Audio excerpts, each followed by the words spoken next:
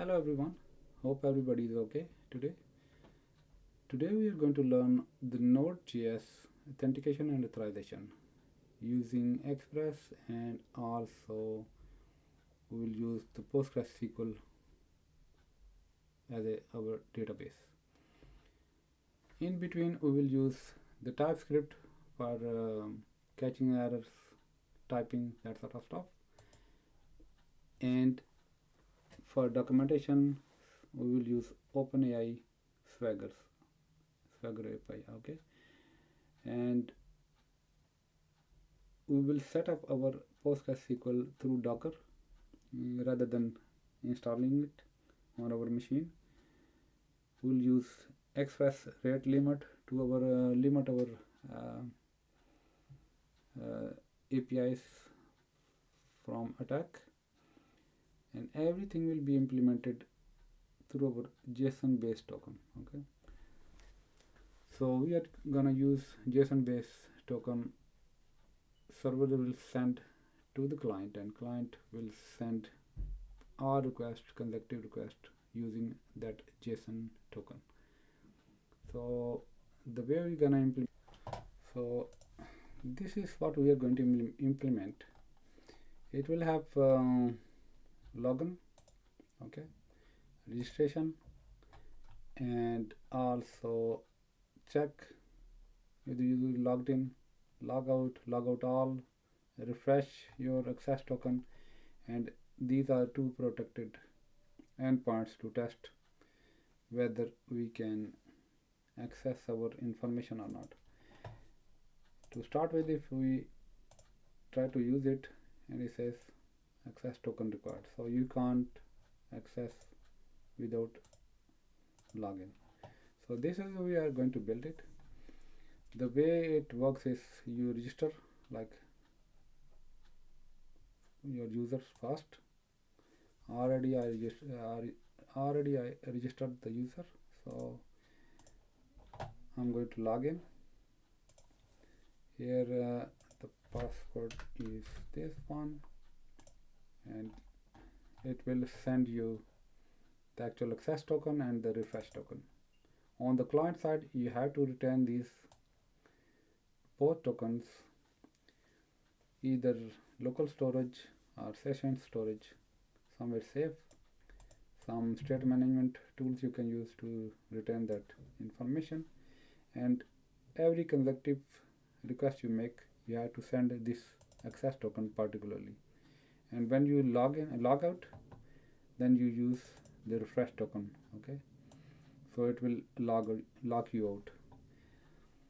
For all consecutive requests, you have to make like with access token, okay. So every single request you have to send the access token, but just only for logout you need to send the access token plus the refresh token together, okay. And it is true for the logout and logout all cases, okay. And also the refresh, when you want to refresh the token to generate the new token, because when you create the token it will give you the time that it will expire in 30 minutes or 1 hour, okay. And you have to, after before even 1 hour, you have to like send the refresh request to behind the scene refresh the token, okay, without logging it again. So, and also you can access the profile sort of thing. So when you log in, here in my case I logged in, and here these are the Swagger APIs, open APIs. You try it, put it here, and now if you go to your profile, execute it, now you will see that you can access your data from the database, okay. It's coming. So these are protected and only works when you are logged in, okay. So this is a small handy application we're gonna implement. It is very thorough, and I covered all aspects: security point of view, to rate limiting and middleware and logging, everything I covered. Just only one thing is we can use the Redis in between rather than the actual rate limiting, but that's not the discussion for today. Okay, so we are going to implement this simple application today by using the node. Let's discuss what we are going to build. So it will be the actual authentication and authorization system.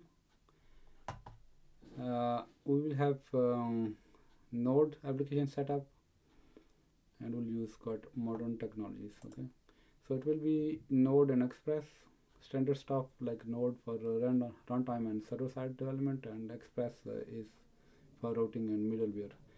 TypeScript is to catch the compiler errors sort of things and creating maintainable code. And here we will use OpenAPI for documentation and just the listing down the actual endpoints we have here listed. Okay, everywhere. Zod is for schema validation to have excellent error messaging sort of things and validate the request. Okay. PostgreSQL and PGAdmin we are going to use for relational databases, and PGAdmin is basically for administration, and we will, so you can see that how database has entries. Okay, so the admin tool for PostgreSQL, Winston for logging purpose, error logging, that sort of stuff. Okay, and we are going to use this bcrypt, which is hashing library. Course we will set so domains can have only access and prevent the others like other domains making this call. Okay, so if different origins is different, then refrain it. Okay, express rate limit we will use rather than the actual Redis. Redis is good to use it, but here we are going to use express rate limit. Okay, and then helmet is basically security headers. It sets automatically, and it prevents clickjacking, enforce HTTPS, and protects against common vulnerabilities. And the next one will be the actual just JSON token itself. Okay, we are going to use JSON token, which is can't be tampered with. It's quite cryptographically signed token, so you can't tamper the token. It is self-contained. All token is in the payload. It is stateless. It is not stored on server side, and also distributed friendly, so works perfectly with microservices. Okay, we are going to use JSON. We are also going to use refresh token. So why?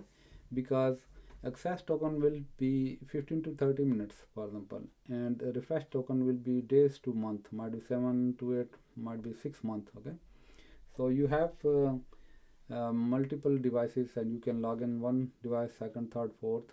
So everywhere this refresh token will be separate. Okay, so in this way you can log into multiple devices simultaneously, and if one device, if you lost it or compromised, you can go and log out all, so you can force to log out from every single devices. Okay, so it is lifespan matters, purpose, protected resource, generate new access token all the time. Okay, and usage is every request only for token refresh, storage, cookies, HTTP is secure. Okay, risk level is low, and risk level is for high, like large secure system. You need to use this together. Okay, so you will have two tokens together, and the authentication flow will be the user logged in, and server requests the token, then API request client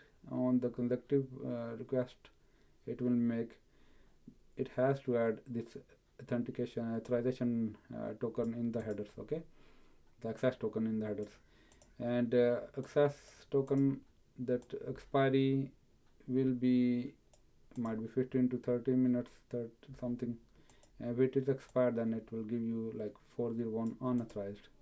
And behind the scene, the client can collectively 15 minutes to 30 minutes can make the call to access the new refresh token, okay. So it will be back and forth process sort of thing, and continue, it can go in loop like until the refresh token, if it's 7 days it can just goes in the loop and user don't have to log in 7 days, okay, even though the access token is 15 to 30 minutes, okay. So behind the scene it will keep refreshing the token, and unless user particularly logged out him or herself, then of course the session will be closed, okay. Other than, it will stay live. And security benefit, our dual token is reduce attack surface, okay. So 2 tokens nobody can exploit easily. It has granular control and can revoke refresh token if it is compromised, the system is compromised, then you can log in to the actual system and log out. So everywhere the user will be logged out, okay. It is stateless operation. Only access token contains all information needed, no database lookups. And audit trails, you can just like through refresh token you can monitor that when it was, the user was logged in and that sort of stuff, okay. And we could use third party rather than building our own self, okay. So why we're building, and should we use third party? There are third party like Okta, AWS Cognito or Firebase authentication. They give quite good expert level authentication security, so they are quite good, giving features out of the box. They are scalable and fast time to market and maintenance free sort of thing. You don't have to maintain the actual authentication authorization flow, okay. So they can give you that sort of security, okay. But why you have to maintain or build for yourself? Might be you want to control the cost, vendor can logged in risk, customization, you want that sort of control, you don't want external dependencies, or data sovereignty issues might be you're facing, okay. So that sort of things, if it is the case, then you have to implement by yourself.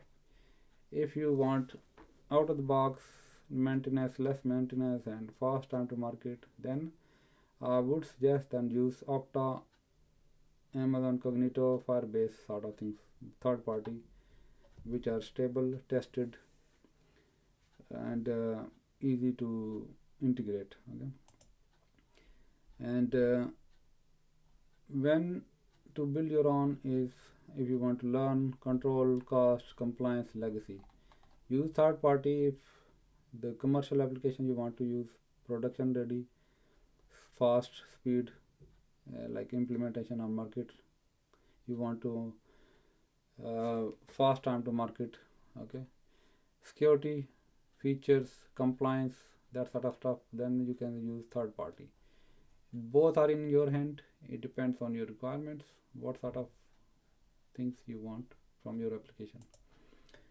And we are going to use the Docker rather than installing our PostgreSQL on our local machine. We will create the PostgreSQL instance through Docker, okay. So Docker is good in it works in isolation and dependency sort of things. You don't need much, just only Docker, and you create the container and just run it and straight away it works, okay. Mine is also working here in Docker PostgreSQL, and I don't have to install it. Okay, and the summary is, so the things we are going to build, it will be production ready sort of things, scalable, and we are going to use Swagger for API documentation. Code is in TypeScript, so maintainable. To start the application, okay, building, let's start that from the scratch. Okay, so I created the directory here in my local machine, and inside that directory just use this npm in it, okay, to initialize the project. Package name auth, and version can be anything, description, entry point can be app.js or ts file. Okay, we are gonna use TypeScript, but JS is also fine. Okay, the rest keywords, author, and here you go. This is the, if you see that, it has created the package. Okay, after this one we gonna need to install Express, okay, bcrypt, JSON Web Tokens, Swaggers, and Swagger UI Express, and to read the environment variables, scores, helmets, these different packages we need to install. So let's install that one. Okay, and here you can see that it has installed all these packages. When we are going to refresh this application, and when we write some code, and if we want to run that application and also get refresh those changes reflect to the actual endpoints which we're gonna write in future, we are going to need the actual nodemon. Okay, so this is another package we need to install. One thing to consider, that nodemon is for pure JS project. Okay, if we are going to write complete application, our Node.js application in vanilla JavaScript, then nodemon is okay. But in our case we are gonna use the TypeScript. Okay, so we don't need this nodemon at this point. Okay, instead we are going to use the actual TypeScript. Okay, and to install the TypeScript, we are going to install the TypeScript and also the types related to Node, Express, course, bcrypt, JSON Web Token. Okay, to make it TypeScript compatible. So this is we're gonna need, and you can see that these all dependencies are installed there. And also for definitions like Swaggers and Express, okay, Swaggers, we are going to need another one. This is for Swaggers. Okay, so we got Swaggers types also installed, and we got TypeScript as well. Okay, so these are the types, dependencies, dev dependencies, and the actual application dependencies. That's we need at this point.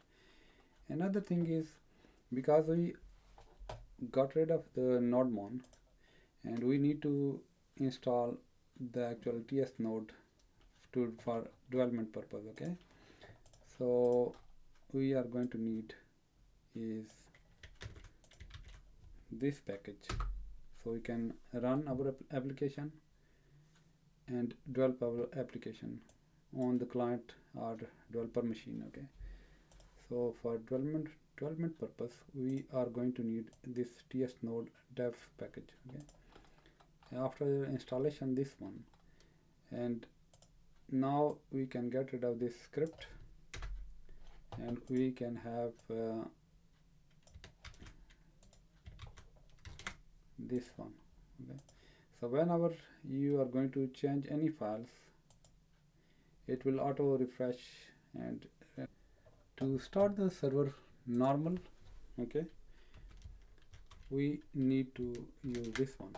So it will be build, and to start the server it will be like this. Okay, we will discuss on this matter, but let's focus on development machine or development at the moment. Okay, when we'll progress and we'll reach at that point, then we'll discuss the build and start. But to focus on development machine and development related task on your local machine, we will use always npm run dev, okay, command, and it will, as we have installed .NET environment. Okay, so rather than hard coding our environment variables, which are might contain like some sort of security or some sensitive information, and as we have installed dot environment, so straight away we're gonna need some sort of environment file. Okay, so we are going to add all your information, server related information, inside this dot environment okay file. We're gonna set the server password, our DB password, and also jot secret at later stage. Okay, so this is our starting point, because we have this dot environment will be this package installed, and we are going to use the full functionality of this package everywhere throughout the application to read these variables from our environment file, so we don't. To start with the actual database design itself, okay, for authentication authorization, we gonna need the user table and some database. In our case, I will use PostgreSQL. There are two ways to do it. One is you can install your PostgreSQL, and the other way is you can use the Docker desktop to start the instance of that PostgreSQL.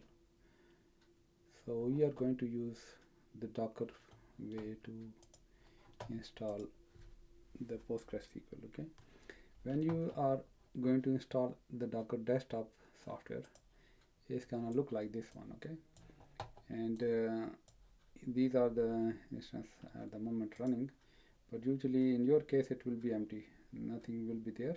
Okay, so when first time, just it's only you have to download it and install it, nothing fancy stuff or any settings required. Okay, when you will install this one, the desktop must be running before, if you want to use the Docker container. Okay, and when it will be running, to check that, just simple, you can use Docker version, and it will give you that version is mean that Docker is running.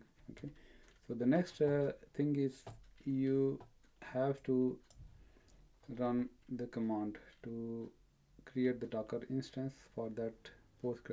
To create the instance for Docker, okay, so instance for PostgreSQL in Docker container, this is the command we need to run, like docker run dash name and then actual server name, and then the actual user and its password, you can have any other password. Okay, for simplicity I'm putting it here PostgreSQL, and then the actual database, which is auth db underscore db in our case. Okay, and we're gonna divert the port, our port, to the actual PostgreSQL port.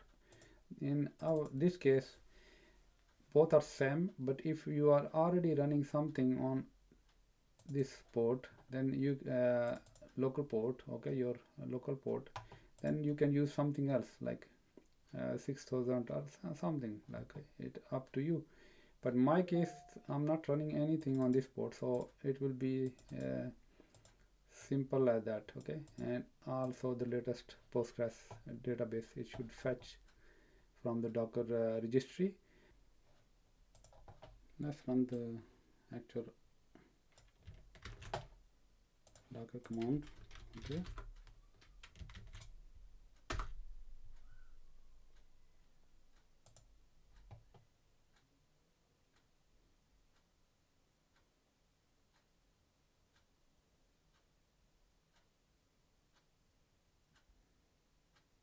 and you can see that it has downloaded the PostgreSQL, but it's in the address already in use. Somehow my the port 5432, even I'm not using it, it says is not available.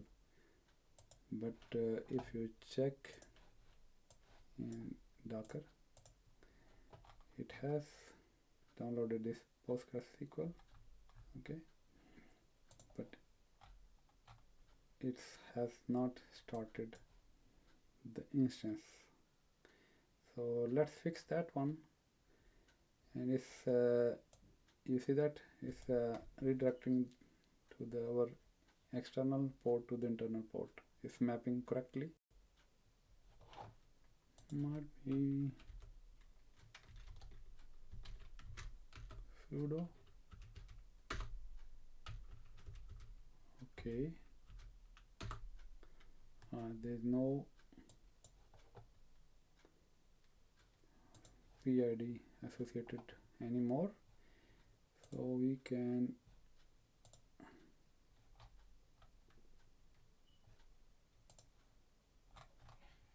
start the container.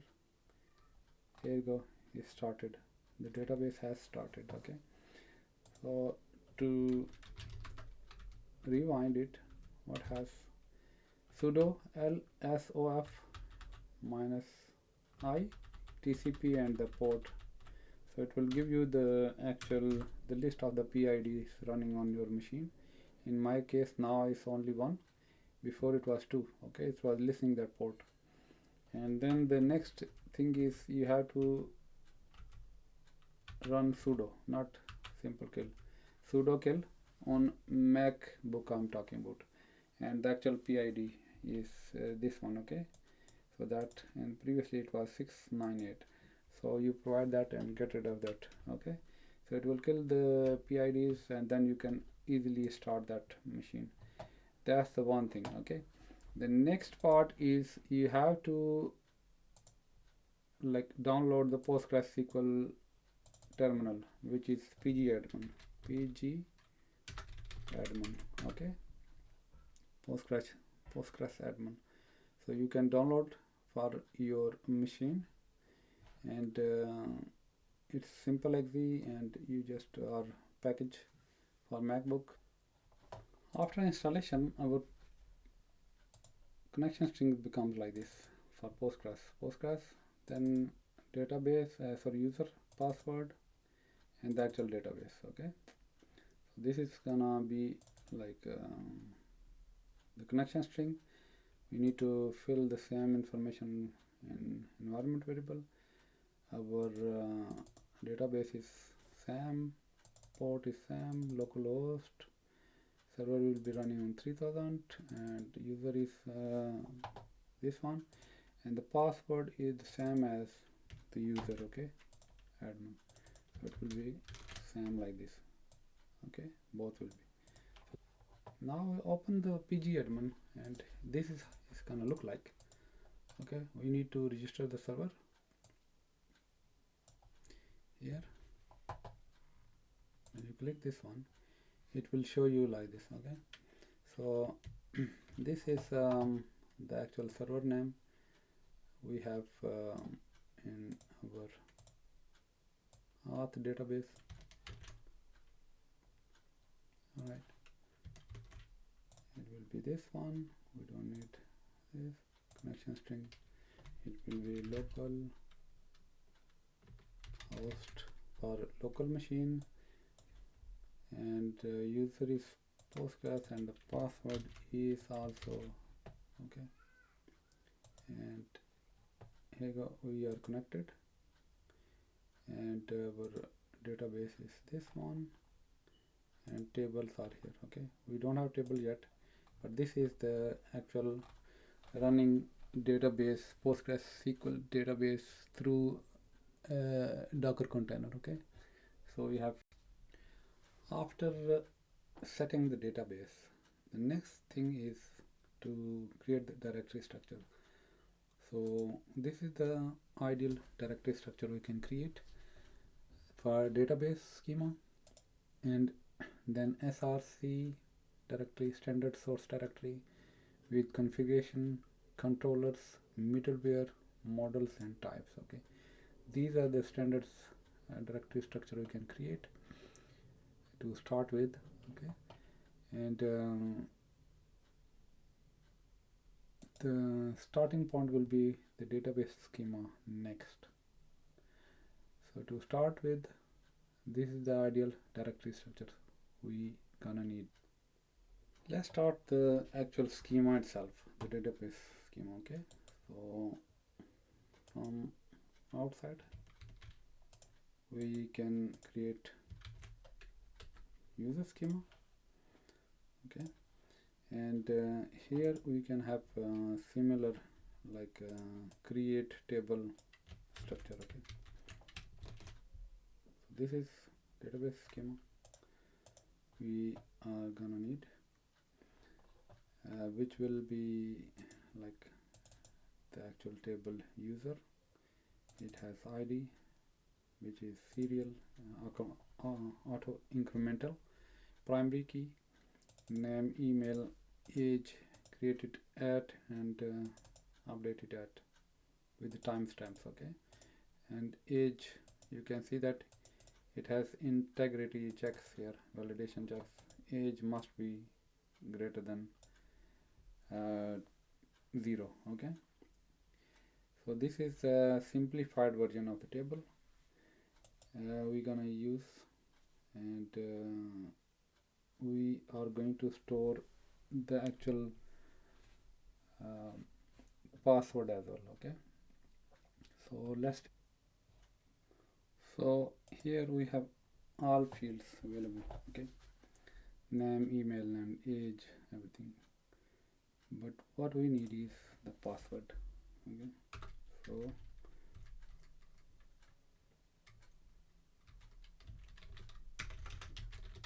password, and same we are going to need is varchar, similar, not null. Okay, and password can be 255 because it will be hashed anyway. So the password we will have we're not gonna store the plain string, it will be hashed password. Okay, so always for security reason we are going to store hashed password. In case the database get hacked, unfortunate scenario, then at least the password will be the it will be the actual hashed password. Okay, so this way is for security, a good security reason we need to hash the password. Okay, so this one, and other thing is here we have types. Okay, so for the types we need the actual files as well. Okay, so we can create like use like here new files user dot types, okay, for interface purpose. So types, and we can have like interface and user, okay, and it will have the same, you can see that same almost ID, name, email, and age,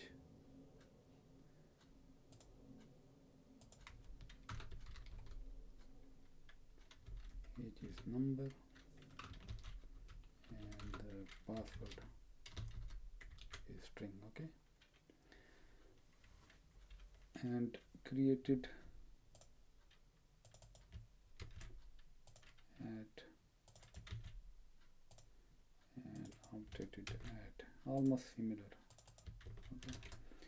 So we have ID, which is should be number, because we have serial, so it should be number, and name, email, password is string, age is number, created at is date, and updated at is date, okay.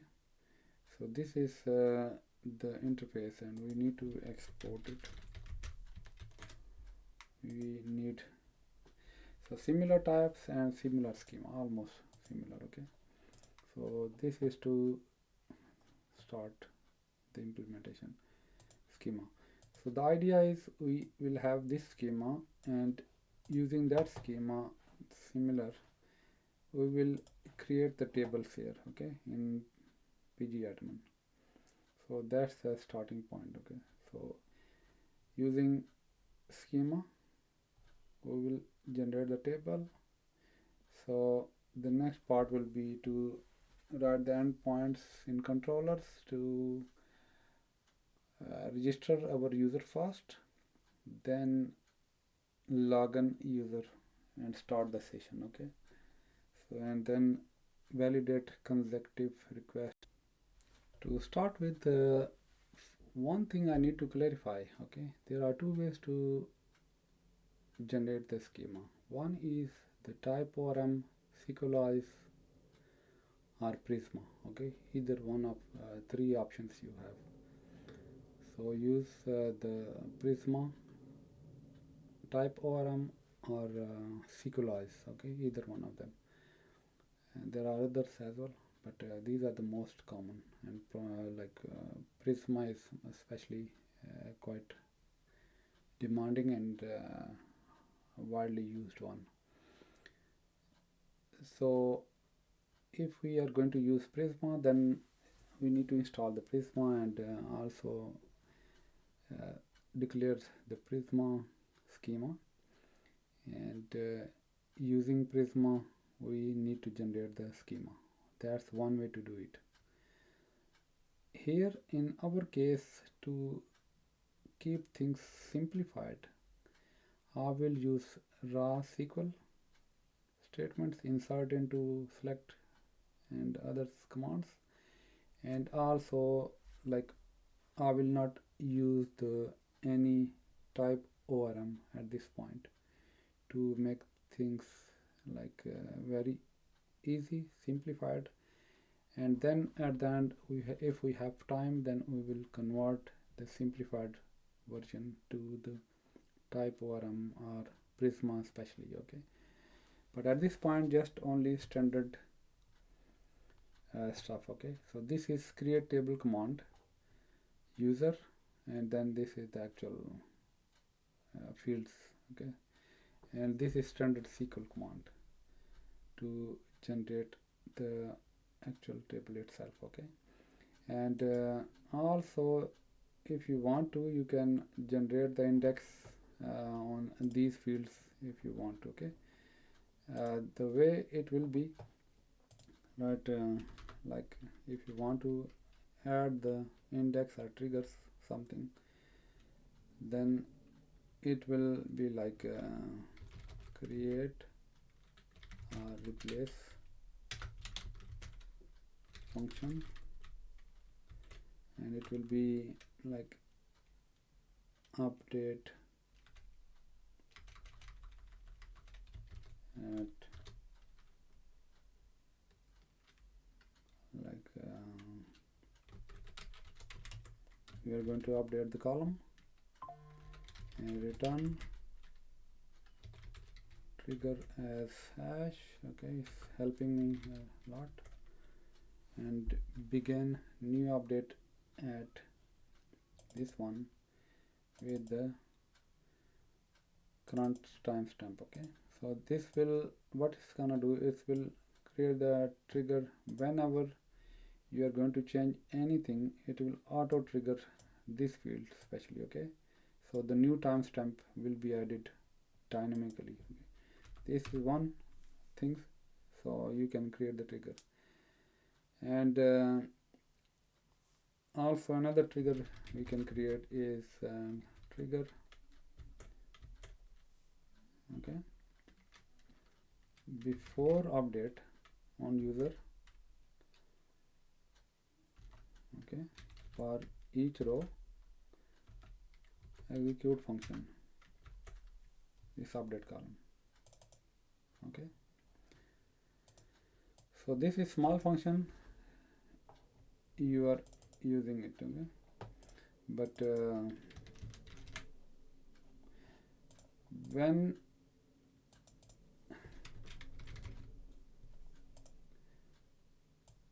you will add or update especially any user, because it's update, okay, any user you will update, it will trigger this function.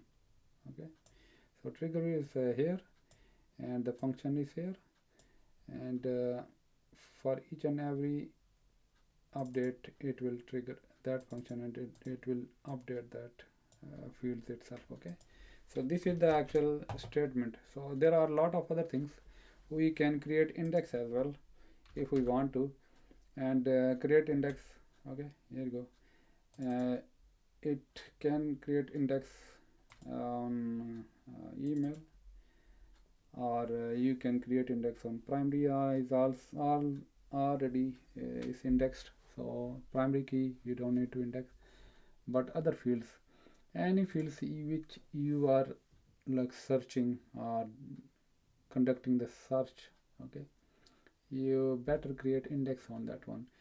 It's the purpose of index is to create speed of the retrieval process. Okay, so any query you can write, if there is index on that field, the database will fetch the information very fast.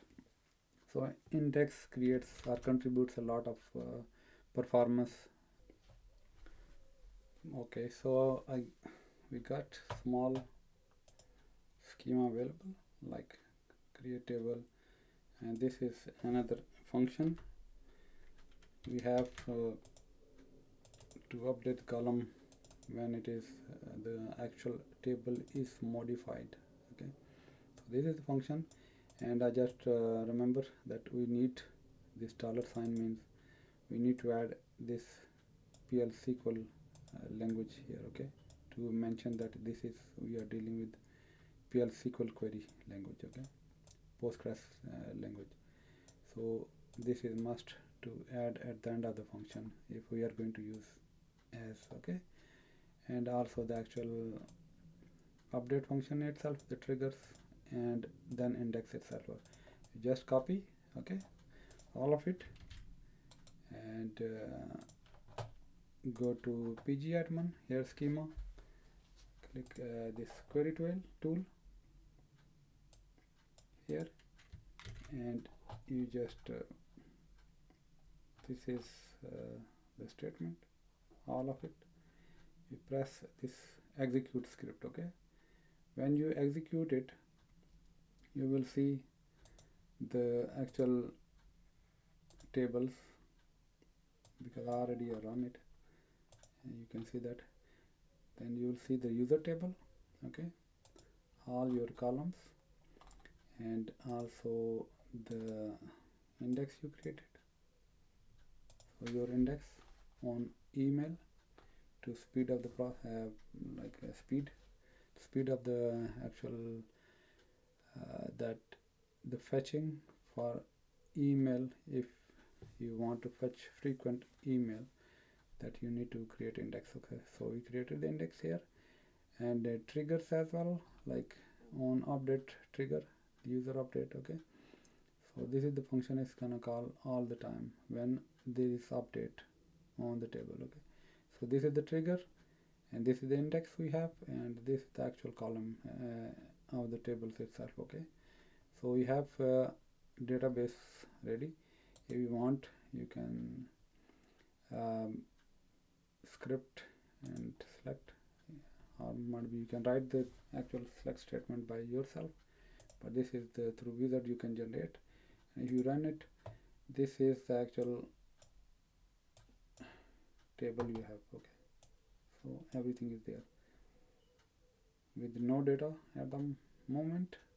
And to start with, you can have some certain roles as well, admin, everything, but we haven't created the database with roles that focus. We are trying to simplify the process first. Okay, then later on we will try to inject the.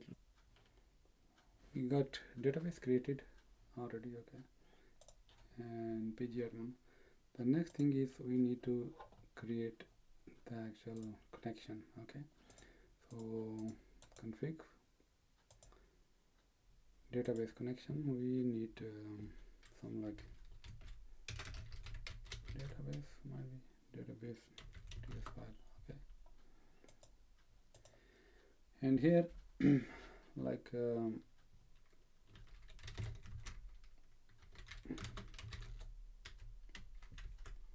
we need to define the configuration file for the database connection, and then we can have there are two ways to connect it. Okay, one is direct connection, and the other one is through pool, because we already downloaded the pg, this one. Okay, so this is basically PostgreSQL client. Okay, so PostgreSQL client, we need to import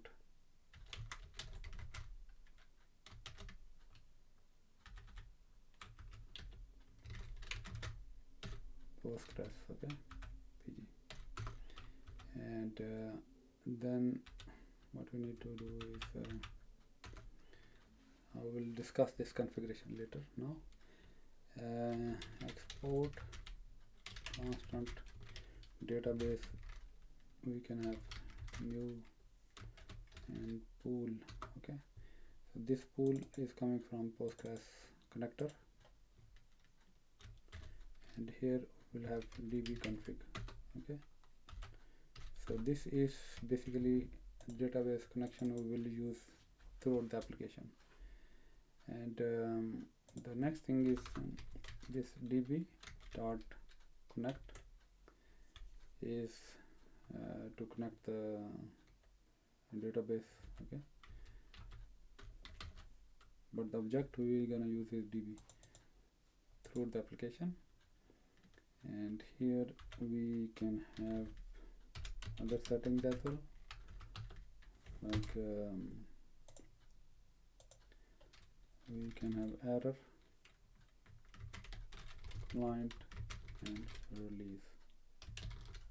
Okay, I'll discuss what it is. And if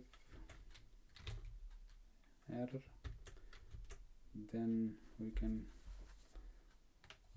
return there is error and return. Okay, if not, we can console that database is connected and release. Okay, is callback function. Okay, and another thing is this one is connection to connect the database. The other one is tp.on. We can create the error as well. Okay, if it is error on some sort of pool or something, then what we can do is database error or database pool error, okay? Because we are using pooling, and then export this DB object. Okay, so we are using the PostgreSQL pool, okay, pooling. So pooling is like here it says like every field of the config object is entirely optional. The config passed to the pool is also passed to every client, okay? So basically pooling is when you have you want to limit your connections, you want to optimize your pooling,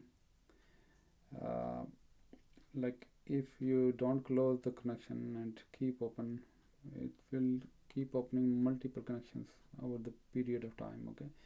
So better to have pooling introduced, and how many connections simultaneously are allowed maximum, okay?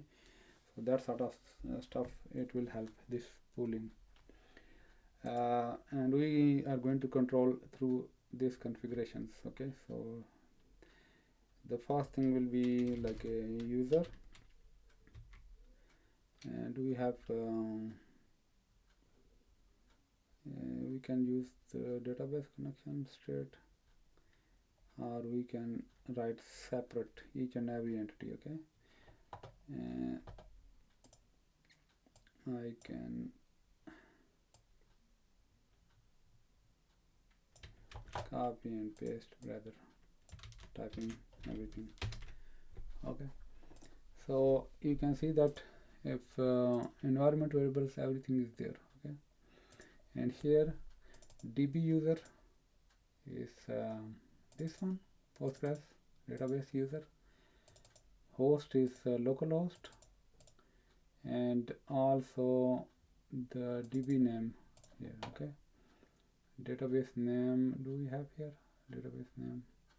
No, we don't. Okay, so we can add database name here. Yeah, it is AuthDB. Yes, it is there. Password is also hopefully there. Yes, and port is there. DB port.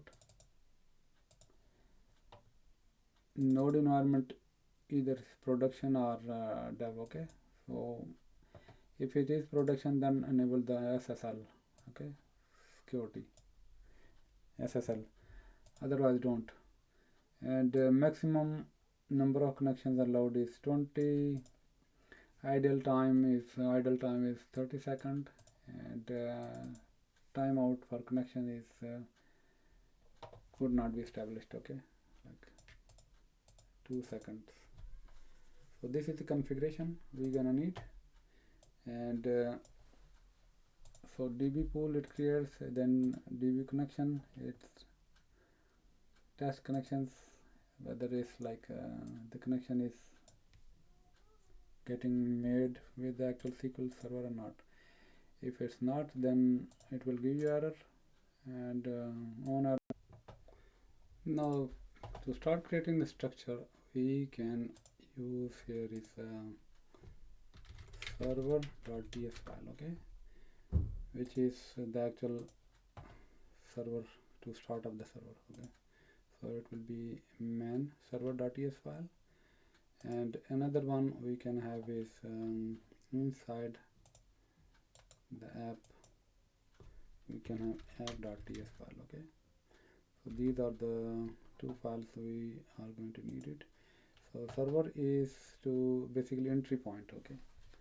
So we'll have entry point to start the Express server, basically handle the shutdown gracefully, close database connection properly, error handling for server startup sort of things, okay. So we can add this server.ts file, which is entry point, and then app.ts file will be the Express configuration we're gonna add. Like it will have a security middleware like helmet or course sort of things. request parsing and logging sort of things, health check endpoints, and Swagger documentation setup. We're gonna do it in app.ts file. Routes, we're gonna handle route mounting. Basically routes will configure there.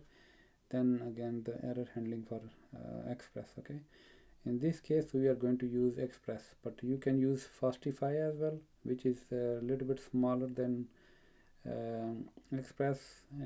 Nowadays is widely used, and it is a little bit faster than Express, but the syntax is not much difference. Okay, if you know one, you can work in another. Okay, if you know Express, you can work in Fastify.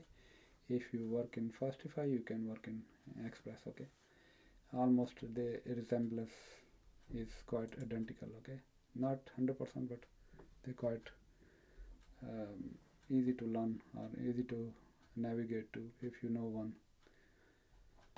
So let's start with the actual server itself. Okay, so server we are going to need is basically the port itself where we're gonna run the server. Okay, so it will be like this, and this is the port we have here in environment variables. Okay, so this is the port to start with. So our server will run on port 3000, but before that, okay, to start implementing server we need to implement the Express first. Okay, so let's import this app Express from Express, and here we can have constant app is equal to Express. Okay, and app can use JSON, and also we can add the import course might be from course. Okay, and import helmet from helmet. Okay, so these are the two things we need to set the course, and also helmet is another security package which will protect us from limitation and other things. Okay, you can read. Also we installed the Morgan, not yet. Okay, so to start with we can have these two, and also app.use course, app.use helmet. Okay, so these are standard implementation. Express is gonna return us in JSON format, and here you can, even if you want to, you can limit to 10 MB maximum. Okay, the response, so not more than 10 MB database. Otherwise it's good to have this type of things. So JSON body does not exceed more than certain amount, and also not be encoded, also URL encoded true. Okay, so maximum limit 10. So these are the measure to start with, and also we can have like might be app.use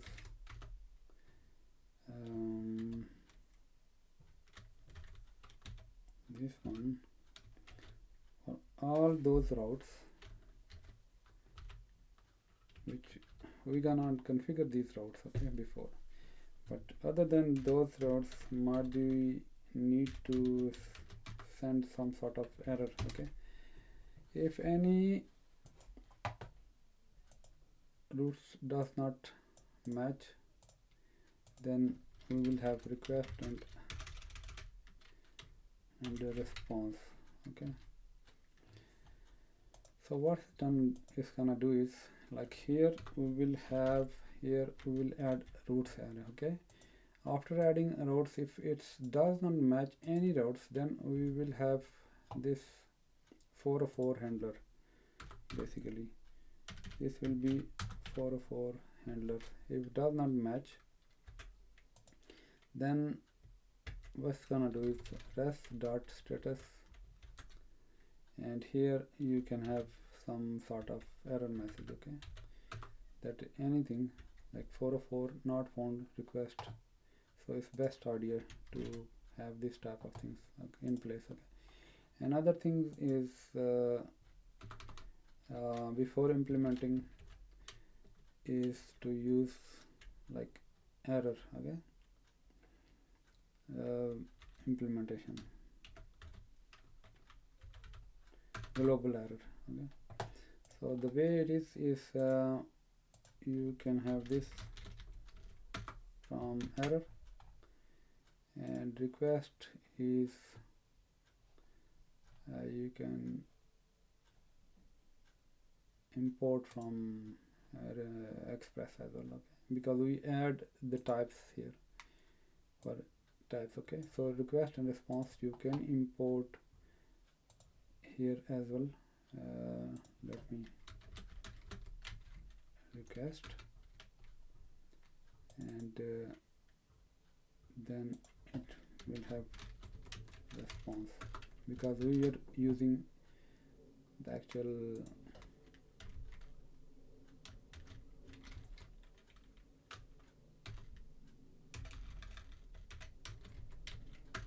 request response. Okay,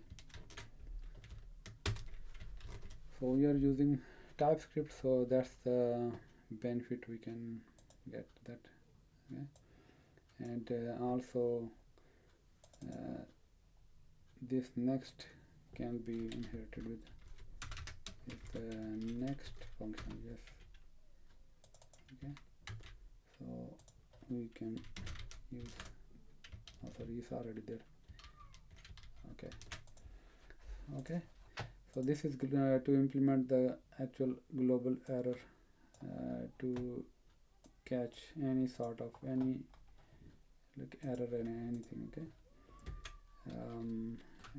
there you can write global error handler. Yes, and here console.log, and also status 500 JSON internal server error. Mostly you will see like internal server error is widely used. Okay, and but we don't want to give this type of errors to the end user. Just end users can only get internal server error, that's it. Okay, but this error message, if you want, you can customize it, like process dot environment is and environment dot node,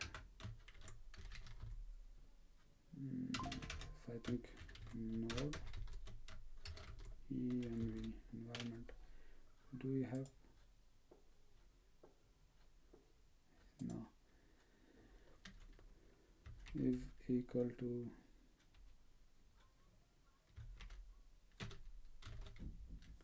it is development, then you can print out the error message. Okay, error dot message. Otherwise you can send this unexpected error message, that's it, nothing more than that. So end user, if it is like production server, they should not see error message, just only they see internal server error sort of things. Okay, maximum. But if it is development, then development is means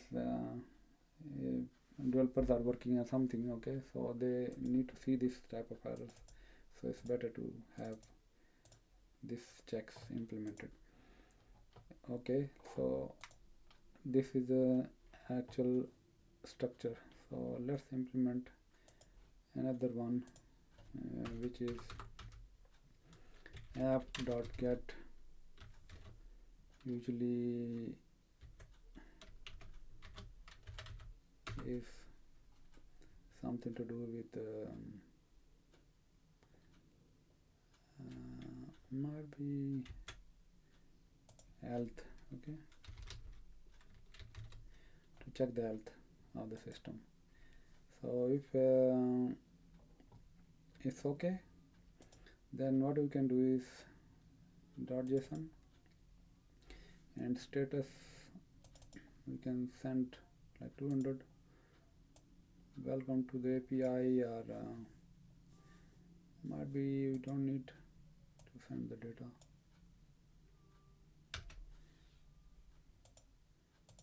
Might be timestamp, yes, timestamp is enough, and status is 200. Okay, we need to export the actual so app is there and we are running everything, then at the end export default app. Okay, so we need to export this one, and here we need to import the app first, but before that we need to set up the actual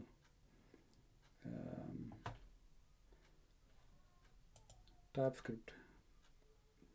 So let's start the set the, as our project don't have ts config for TypeScript. Okay, so let's start with creating the TypeScript on our local machine tsc. So it has created the TypeScript configuration. Okay, we can get rid of this if we want to,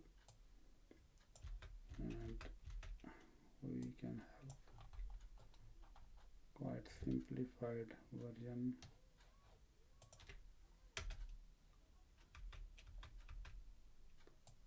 Okay, if we need we can add it later on.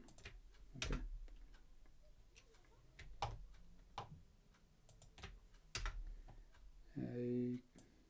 this one as well.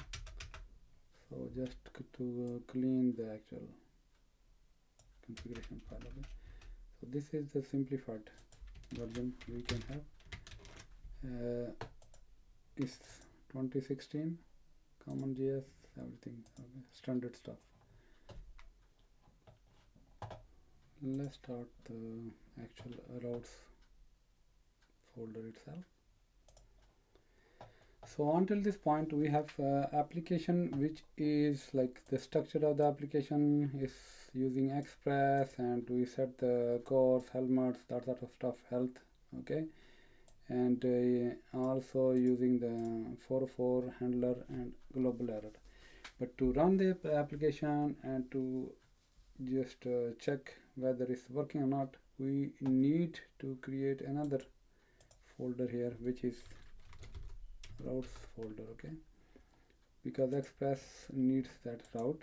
Okay, we can have like user dot routes.ts file. Okay, this is the actual file, and first thing is we need to import the router, because we added this express in our package.json. Okay, so and what we need is basically how the actual route is going to handle the URLs. Okay, we can declare the router here is equal to this router. Okay, and then router dot get, and this is the path we have. Okay, just simplified version to start with at the moment. So this is user. So what we need is to add the reference of this user in our actual app file. Okay, and here we need to import that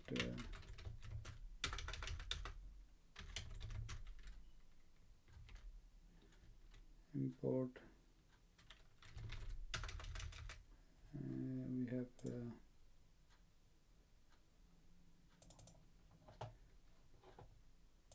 this router. Okay, so we need to import this user route, or might be route, doesn't matter. Okay, we can import router from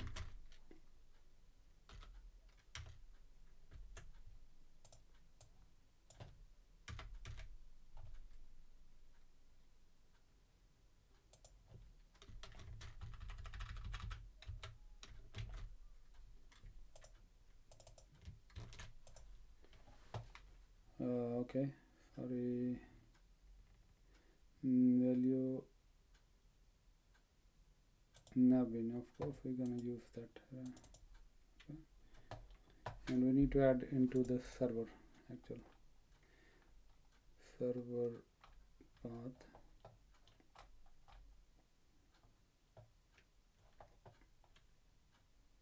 So this router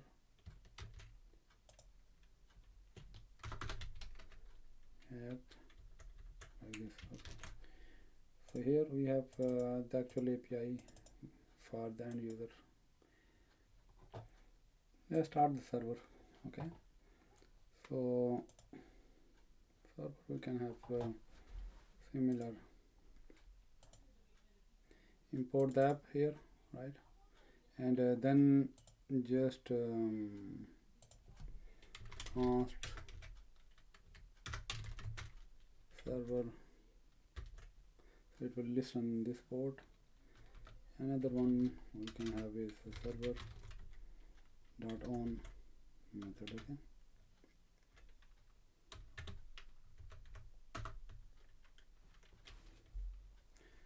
so we can have what happened here, this one.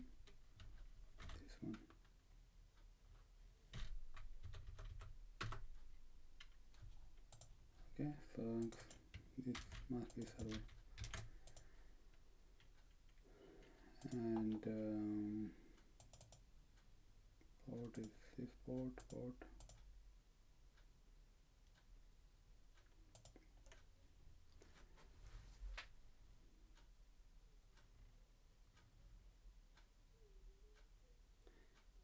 And we have error, and we can do console log.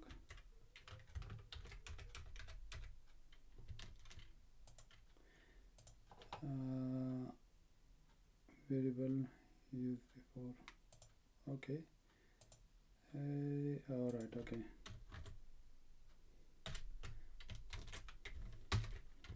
so this is the normal stuff we have, and here export default server. We imported the application listening to where server is running, and here we have health and also user. Okay, let's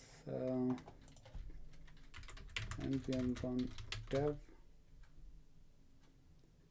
and here is saying missing parameter node 1. Okay, it does not like this one, so we can have this handler like this. Okay, this thing is running on port 3000, right? So let's check.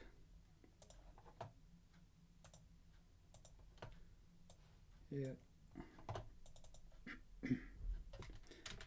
localhost 3000, and it says message not found. Okay, so that's what we have here, like not found, the requested resource not found. So it's working fine, and here we have health, check health. Let's start creating the model first. Okay, and here is user.model.ts file we created, and here we need to create the export class and user model, and here and just private db is equal to that db database we created as the connection. Okay, so we can import full from and pg. Okay, sorry, this big pull. All right, and we have constructor as well. Constructor, so we have connection for the db, and here we can have another, like we are going to create the user first. Okay, might be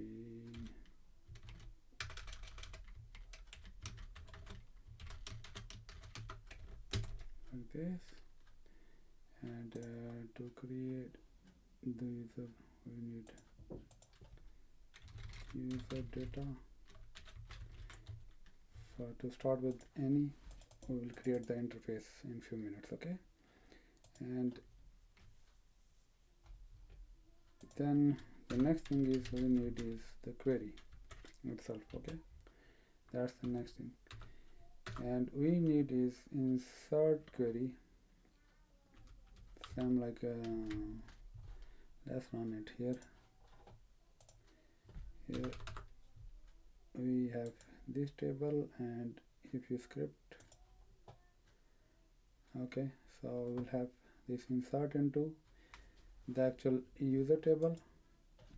Okay, you don't need public users, and then we don't need id either because it's primary key. Okay, and all we need is the name, email, and password and age. Okay, we don't need these two because these are date stamps. Okay? Here, this is the actual query we gonna need it, and yeah, let's start with that.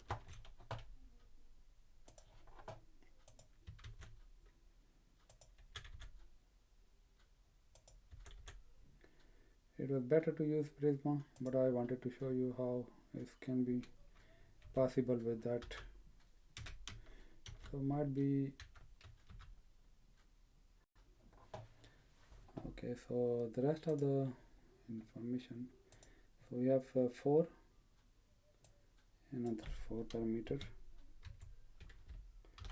We don't need the rest of it, and we don't need semicolon. And what we need is here, because we have user, so it's automatically gonna map these values. Okay, and let's see, like we have this .db dot query. Okay, because we are running query. Okay, and it's like this and this. So what's gonna happen is we need to pass the array of this object, and it will automatically map based on your orders. Okay, so we have query here, this is same query, and here the actual user dot name, user dot email, like name, email, password, and age. This is the order it should be. Okay, if you change that order, it will not insert correct way, and especially age, if it is integer, if you try to add the email into age, then you'll get the error message. So order matters in this statement. Okay, and also you need, like, there is another thing, returning statement. Okay, in PostgreSQL you can do that. If you want to return only ID is fine, otherwise you want to return whatever you inserted into the database, return it back, then you can use static. Okay, and here we can assign to results. It's not results, it's only one record, so result. Okay, so and we can return a result, but a result is like it will have rows and first row basically. Okay, here. Okay, and because it's TypeScript is giving you the error that row does not exist. Okay, so let's start with the actual database, sorry, interface itself. Okay, here we need either we can return the only user, which is the type I created earlier here, so it can return this one, or like okay, we can, if we can make it asynchronous. Async, then we need to use promise.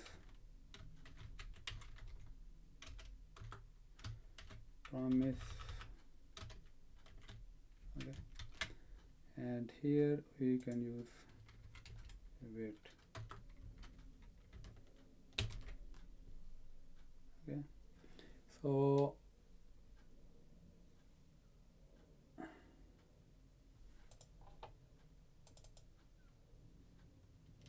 sorry,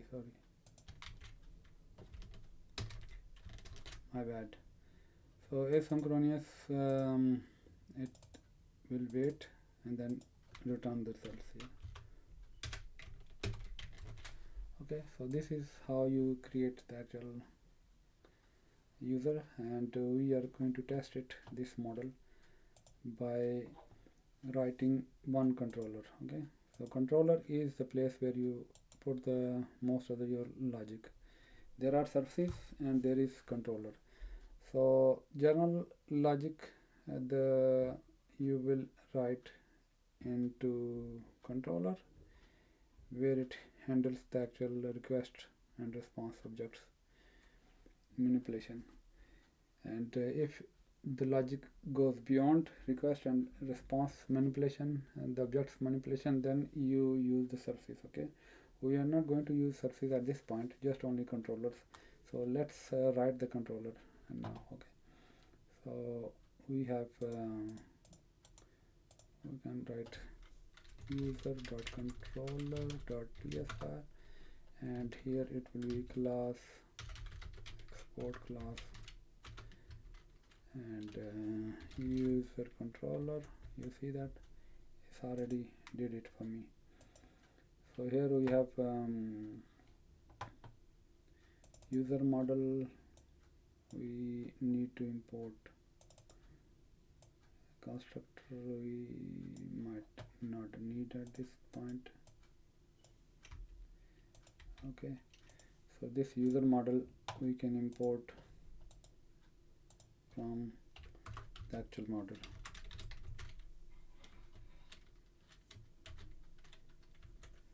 Alright, so this is the model we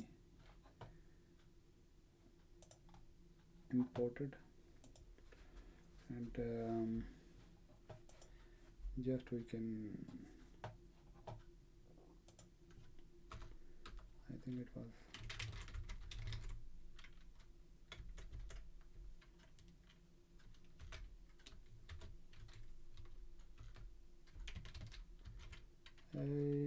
we gonna need the database. Okay, and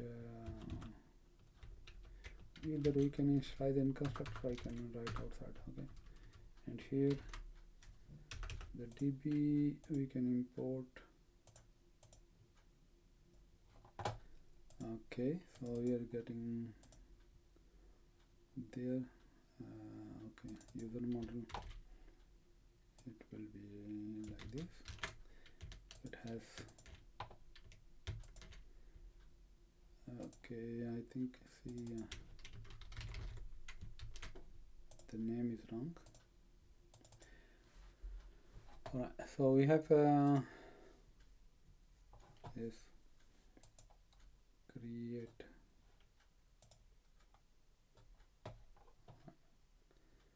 So this is simple create, okay, and here we can have all, like we can use spread operator, might be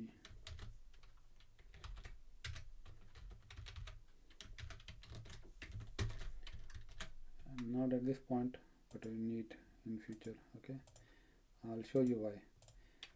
So this is the basic structure, the simplified version. Now we have controller and straight we have routes here. Okay, so in the routes what we can do is here simple just import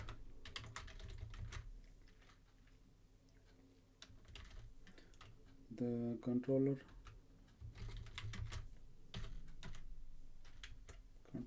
yes, and the user controller. Okay, so we have here this one and also constant user controller. Okay, simple is that. So what we can do is get rid of this whole thing, make life simple, not create. Okay, so it will be like this, simplified. And we need, because it's create, so we need post, and just user control dot create, simple as that. Okay, and after that, like the next might be couple of minutes later, I will write the validation middleware here. Okay, to validate the inputs. But for this point, this is the simplified version we are running. Okay, let's run through that. So we have server here which runs this app, and app is running these users, and this user has this controller, and this controller has this create. Okay, so this let's start the server first.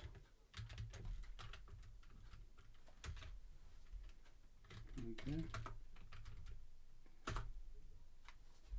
so a server is running on 3000. Okay, database is connected successfully. So we have server is running on 3000, and if you go to here, it says like database is connected. Okay, so DB is that connection config we have here. Okay, so database connection successfully. So it gives you at least like some sort of message.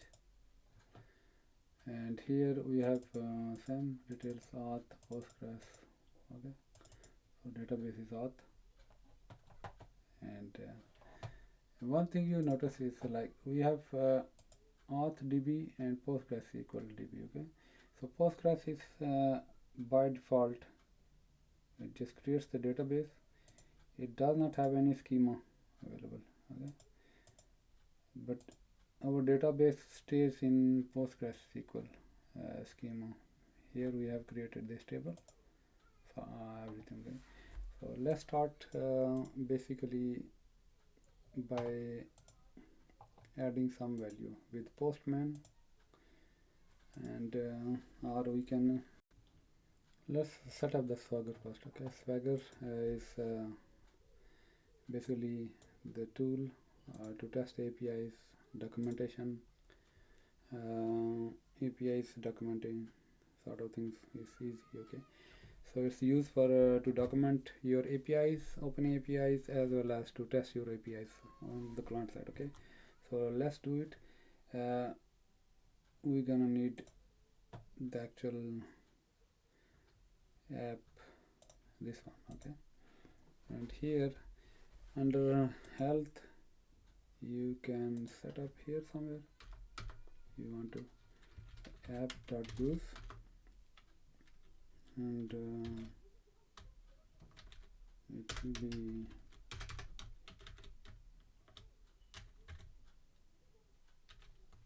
okay. So here you can use API talks, and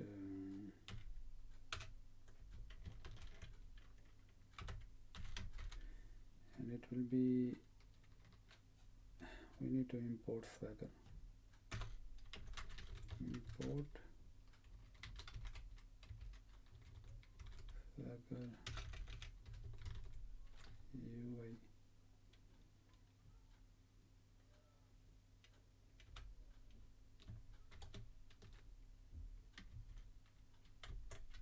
Okay, so Swagger UI Express. So this is like we need here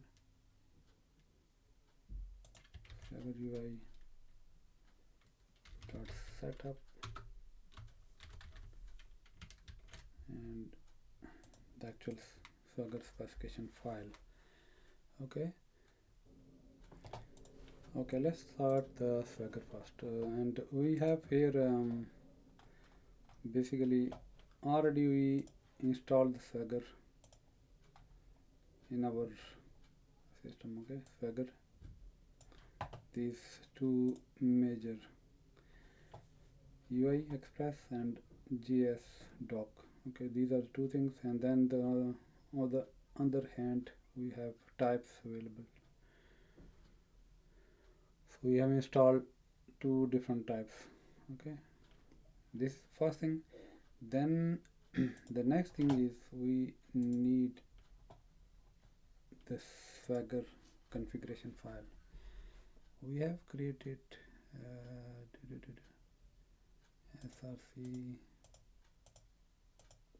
No, we need another folder here. Okay, so we can create the new folder Swagger. Alright, so and in that one you can create swagger.config.ts file. Okay, and that's one thing. Then on app we already set this. Okay, so configuration file you need is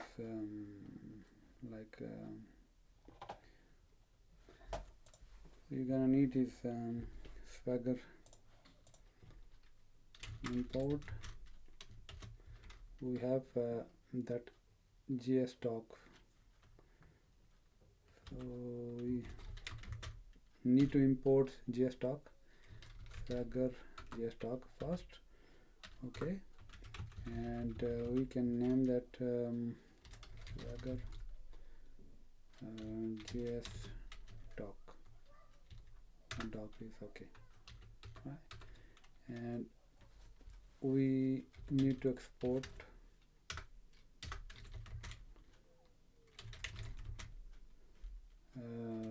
Swagger spec file specification, and we can have like this. Okay,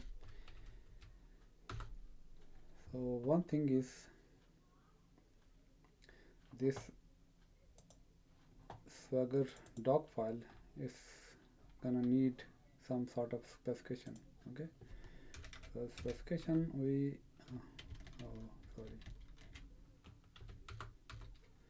we can have like options. Okay, these are the standard options, like mostly what will be the version of Swagger API documentation, and server will be like this. Okay, the actual API, and what will be the routes handling situation. Okay, so you pass the options here. So this is standard Docker stuff. Okay,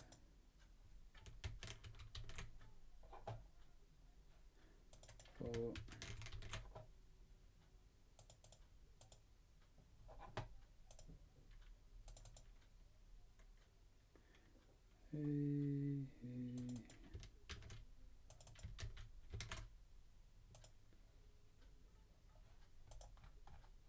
oh, sorry, my bad.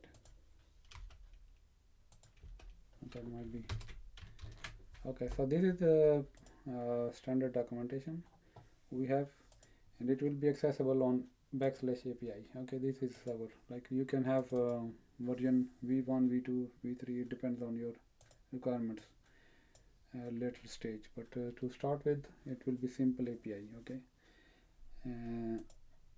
and if you run the server and access to Docker API, it is running, but it's not giving you some sort of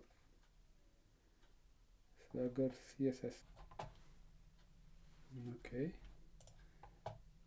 we need to add one more parameter here, serve. Okay, yes, because we're getting the error.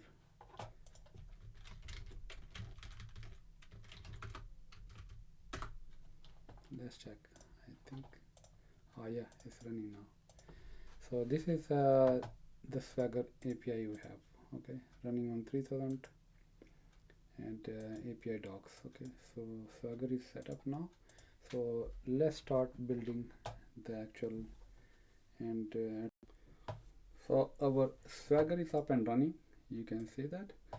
Now what we have to do is add some configuration here. Okay, so in swagger.config.ts file, we need to add the components. Okay, so here is the components. So you have to introduce a schema. One is the create user, and then the actual user itself, its properties. Okay, and you can see that the so create user is the function we are going to use based on this create route, and it has object type, and these are the fields required, and the properties are this one. Okay, string, string, string, and integer, name, email, password, and age, and all of these properties have default values assigned to them. Like we have John Doe, and like example is this email, password, and so on. Okay, and so this is the first focus to the create user itself. Okay, so we need to introduce this one first, and also in the actual route, if we open and refresh this one, you will see that still is the same schema is showing. Okay, that user schema and create user schema. Okay, and what sort of fields are they? Okay, so everything is there, but to activate the route itself, so we can submit through Swagger, we need to add some Swagger documentation here. Okay, so this is the documentation we need to write for each and every function.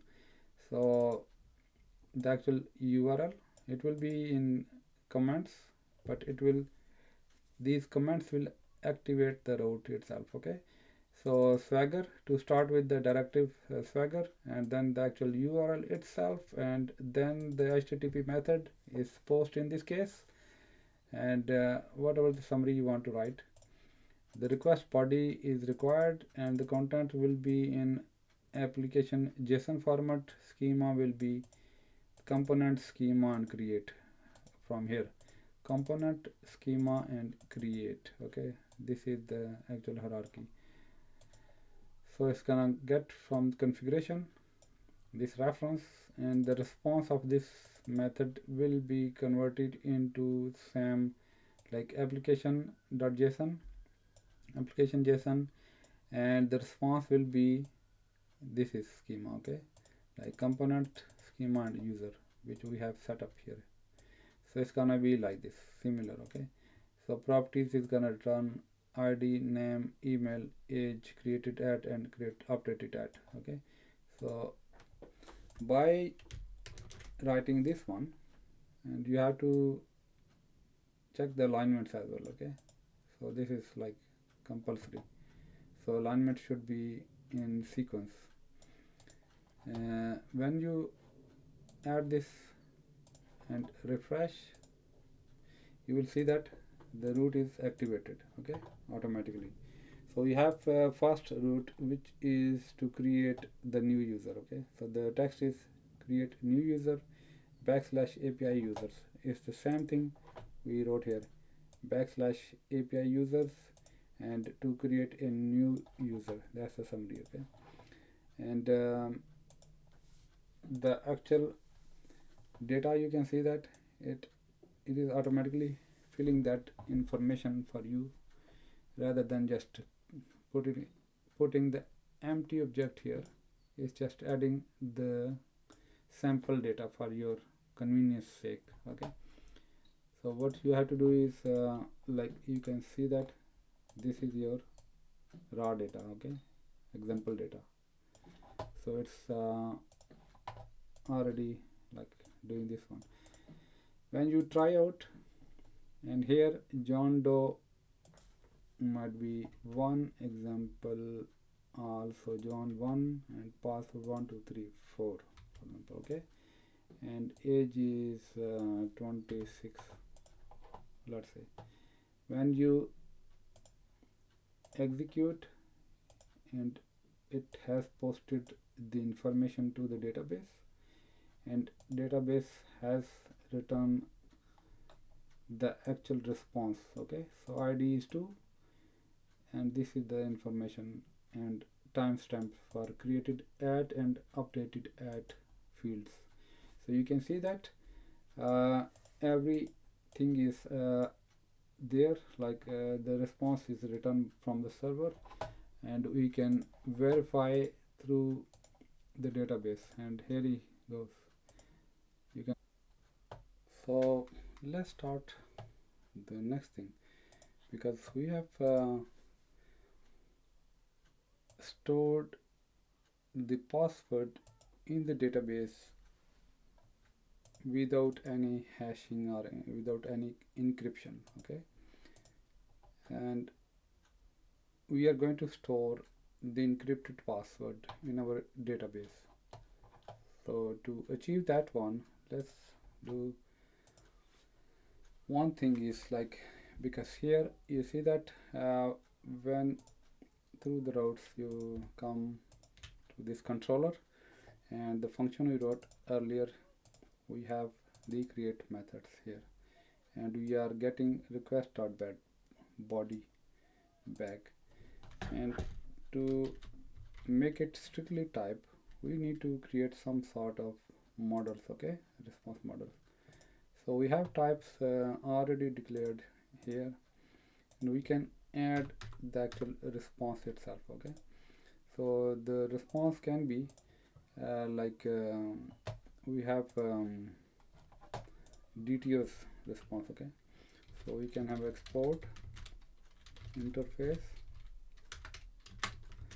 and create user, but it will be data object. Okay, because we need so DTO. Okay, And in DTO, what we are,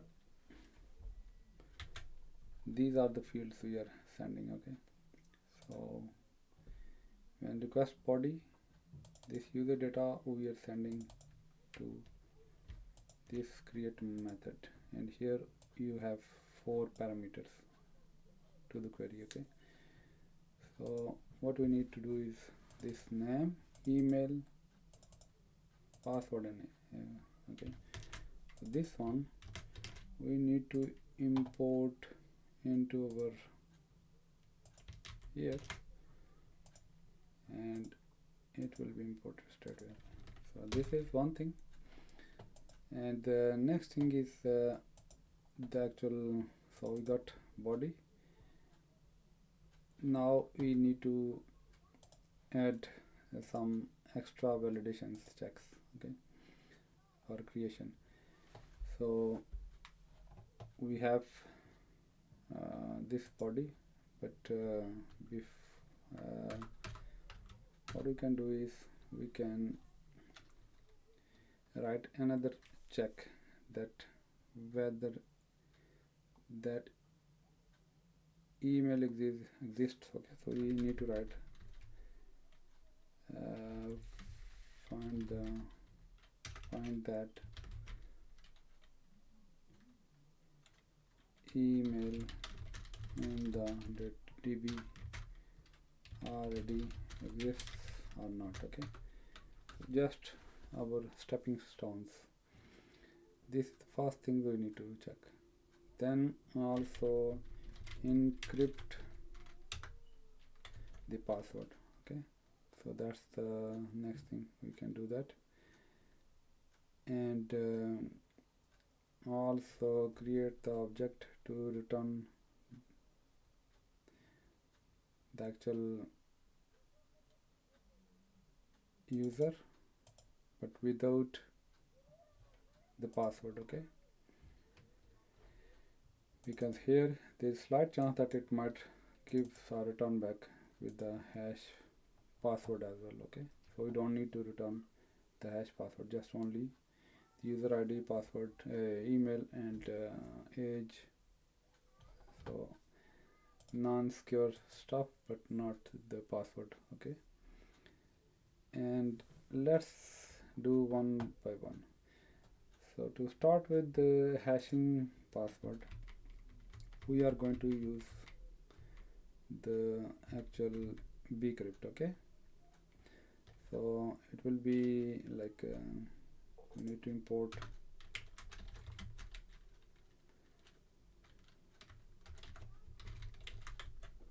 okay, it will be bcrypt. We might no, it's like I think it's state process. Okay, so bcrypt, and here we can hash the password first. So bcrypt dot hash. Okay, we can hash the password. We don't need to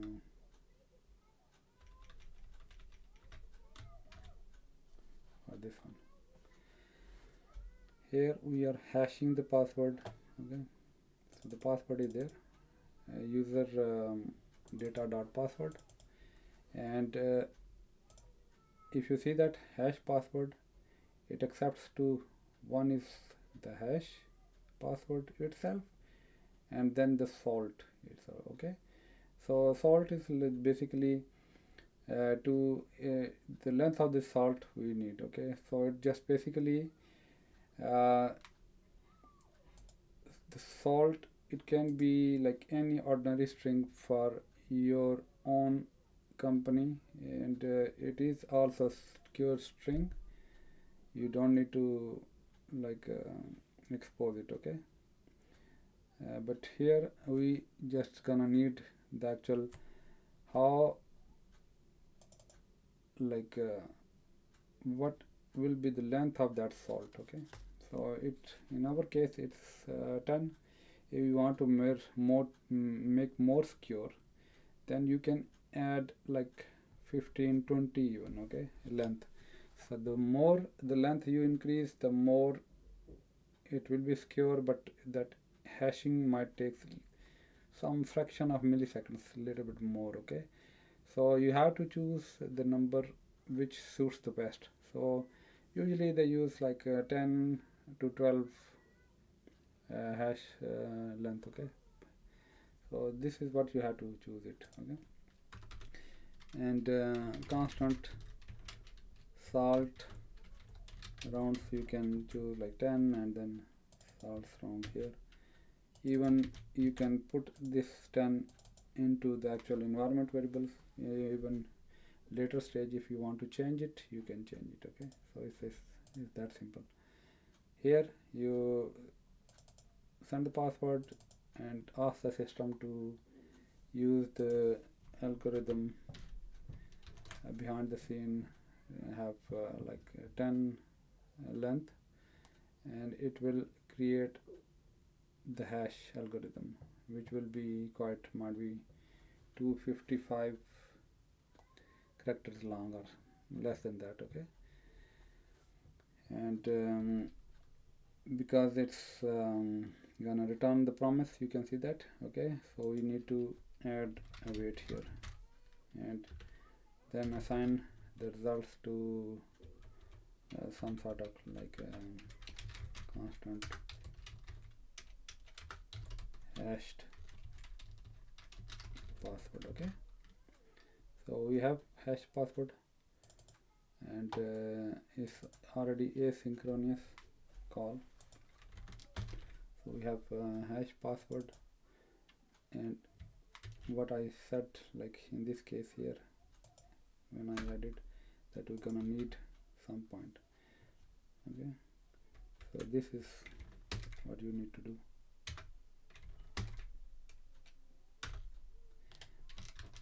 So it's gonna, like, we are using the spread operator, it will normalize and create the arrays.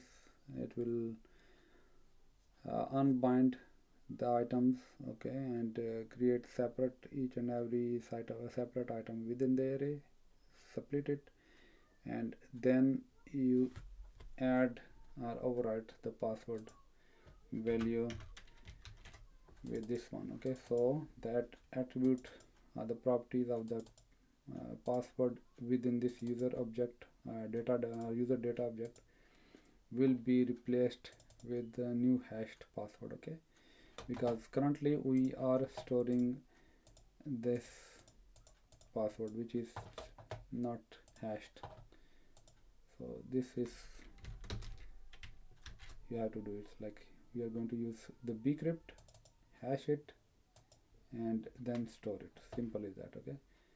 And let's try that one again, and might be 2, and password is 5,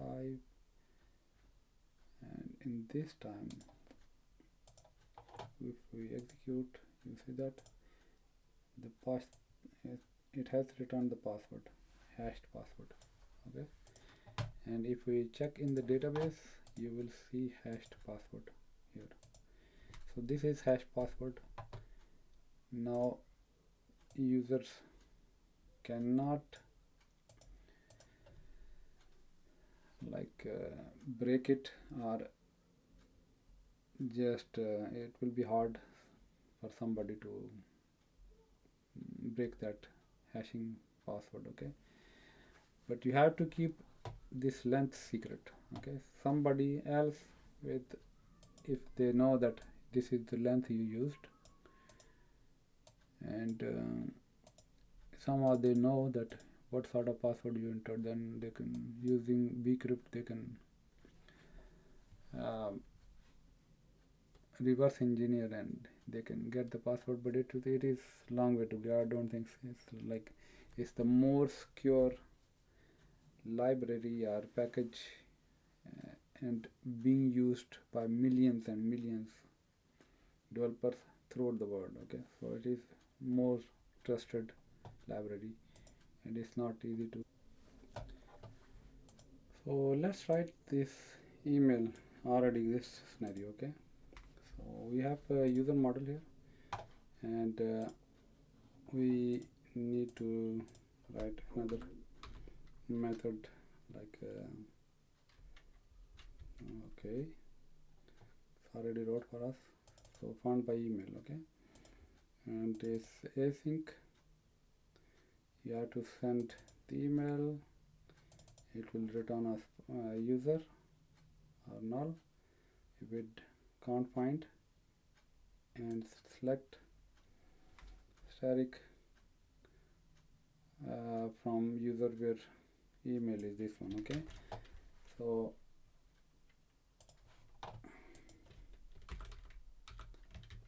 it's gonna be like this. Okay, so where email is, oh, what happened?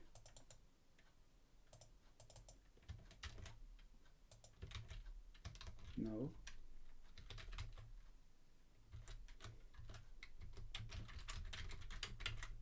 Okay, so this is how it's gonna, so we're gonna pass this email address and it will give us the actual information. Here you can add the actual fields if you want to, which is better practice. Like if you have too many fields, then better to just return only those which is required. You don't want to send the rest of the information. Okay, but in our case, like we are going to use like this. Okay, we can use it like this, and this is the actual email will be like this. Okay, yes,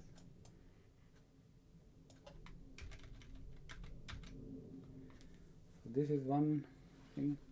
Then we need to pass this query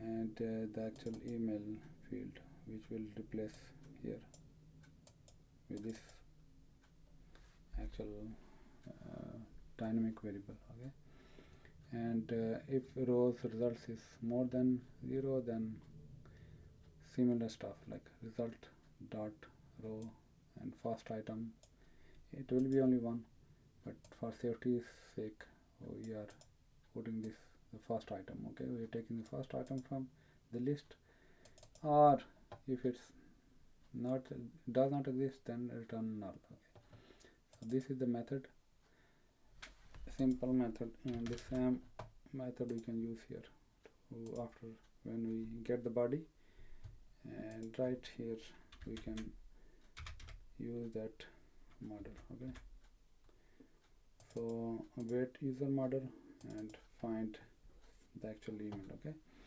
if we get the email, then what we can do is we can write if, so this is how it's. Okay, if we have existing user, then you can return the response like this, email already exists, and return.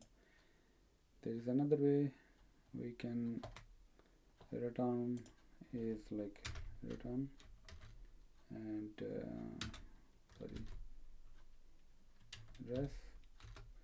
response dot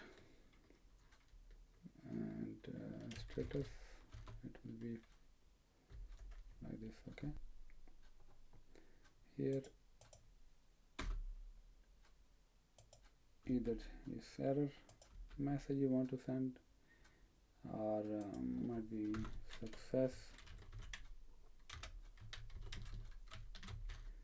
false. Okay, and then the actual message, because it's 400, so not found. So you can try either one of that scenario. let's try that one. SAM information, and here see that status, I sent the SAM and it says message email already exist, success false, and this is things, and you see that it says bad request 400. Okay, so this is how you can, if you change the data, of course it's gonna add new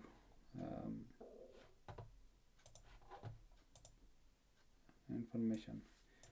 So you can have John Doe 5, might be 5, and password is like this. Okay, so execute, and this time is success. You can see that it's 201. Okay, created. And if you check your database, you will get this file with hashed password. Okay, so we are slowly but steadily getting there, and I hope you are with me in this one. After that, the next thing we need to introduce is to basically login. Okay, so we have created the user. The next thing we can do is create the endpoint for the login, and then we will generate the session token. Next thing is we need to start the login session. Okay, so we have created registered the user. Now the next thing is basically we need to log in the user. Okay, and to log in the user we need to add another endpoints. It will be SAM again post, but it will be router dot post, and okay, similar, let's say, and here we can have login, and in our case in here we have used users, but we have not used the actual \create or something. Okay, you can use that if you want to. You can add the user here, create or register sort of things. Okay, the endpoints, it's for clarity's sake, to make things more clear and just make sense for the end user or the front end, which endpoints they can use. Okay, so you can add this registration things, and if you say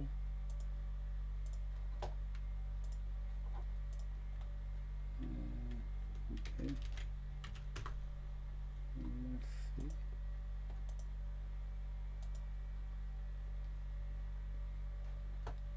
Okay, so here you have that, and for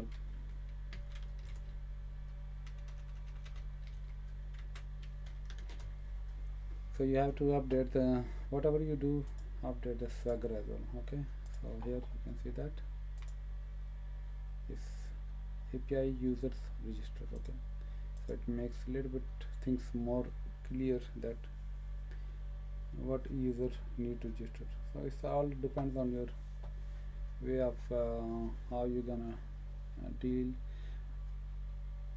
with this, because like this is user but it is auth side. Okay, so we need to one thing is this is user related stuff, and if you want to separate, you can create another auth path, okay, which will basically, it will be auth.routes.ts file, and there you can address this login scenario there, okay. And you can keep the user stuff separate. In this case it will be same like users and users. You don't need to add a register or anything, okay. So user stuff you just register through this endpoint, and if you want to keep separate it, you can keep like the API slash auth for authentication purpose, okay, where you just have some sort of login mechanism, okay. So registration separate and authentication separate, so auth. So usually this is the standard stuff. Okay, let's move this code to the actual auth related stuff, okay. So we can have auth dot routes dot ts, okay, and similar everything we can move to auth. Everything will stay the same, and it will be API and auth, AUTH, okay. And routes, and you will have login, and you will have a register, okay.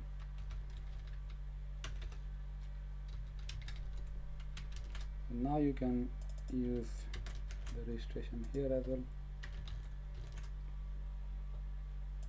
Alright, so it will have like authentication, everything will stay the same, and we will introduce the login as well later stage. And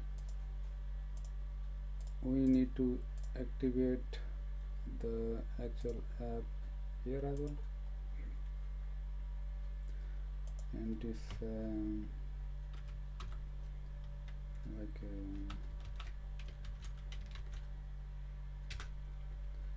okay, and it will be AUTH, auth, okay.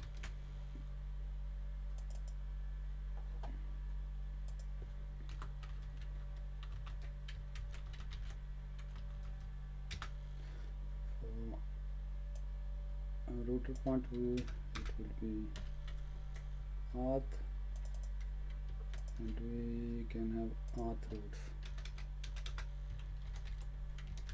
okay. So this auth route will be activated, so we'll have auth route. Let's see, so you have auth and user to start with, okay. It will be similar, almost similar, but at least it makes sense that we have, like, we are registering the user, creating the registration first, okay, then logging it, okay. So it will still work as it is. We need to separate everything. So what we're gonna do is just create another controller, okay, similar, but controller will be auth controller, okay.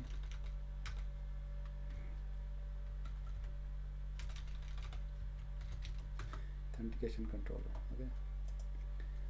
So you have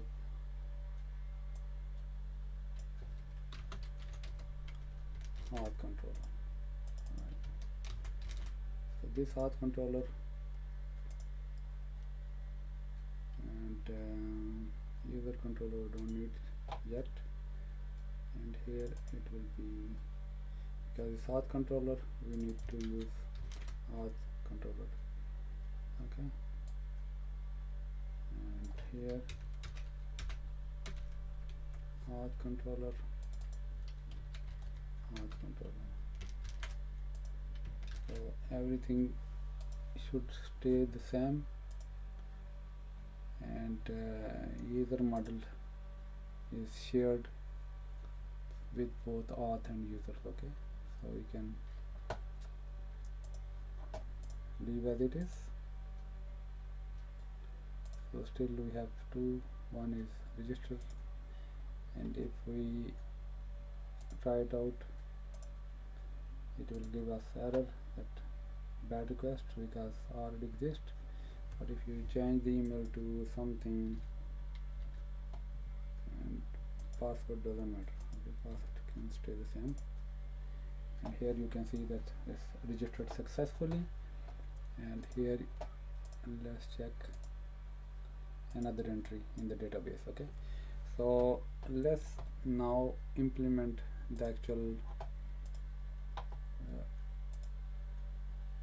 login itself. Okay, so we have not user controller, we have auth controller here. Auth controller and auth controller, okay. Login. So let's start with the login scenario now. Okay, now thing is, like with the login, first thing is here you see that we need to create login, like login scenario. Okay, it's already implemented for us, and here you have to use login, but we have to check whether I'm using the Copilot, so it has added the actual login code itself, but I need to verify it whether it's correct or not. Okay, so one thing is, like we are going to send a request and response in login, and through this one ES6 that we have separated the body and got the email and password. Okay, that's one thing, and we can also force or can create the models, which will be like the types. Sorry, here we can have types like export interface. It will be the login DTO. Okay,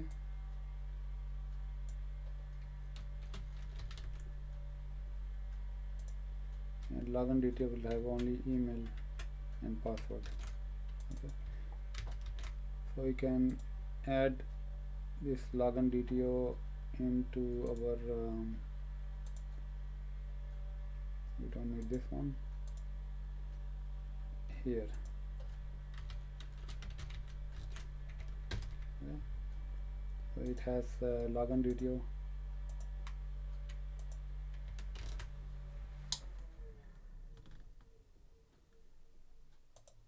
You can see that. The next thing is we need to find by email, same thing. If it is, then email does not exist. Okay, in this case we have not equal to. Okay, if try to find the email, email does not exist, then say the email does not exist. Okay, just the actual error for the email. And now the next thing is bcrypt.compare. So it compare the password with the existing user.password, the actual. If it finds the actual email, so what it does, it just get that password stored in the database. Okay, and it compares with the password user entered into the front end side or just through API. Okay, so user entered or user input password and the actual database password, which is hashed. So bcrypt compares it and try to find whether it's like valid or not. If it does not match, then it says that invalid password.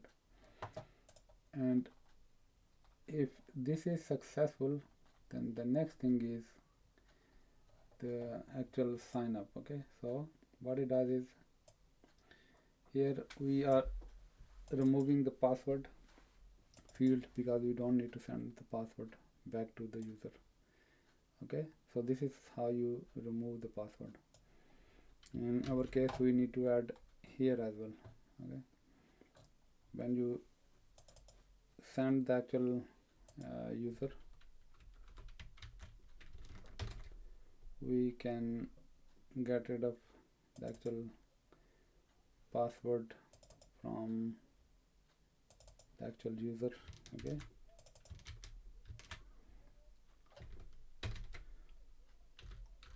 so that you like we don't send the password back to the actual,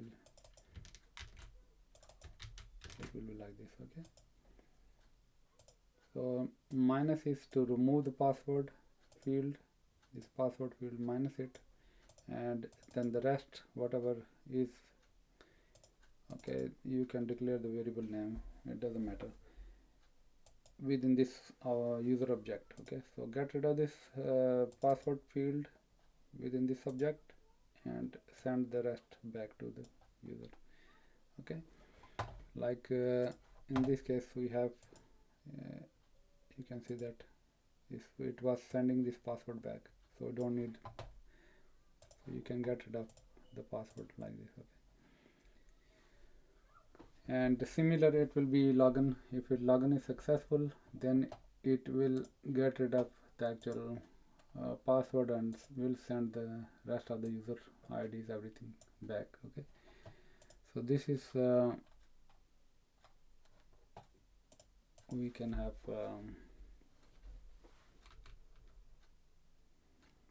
and we can send like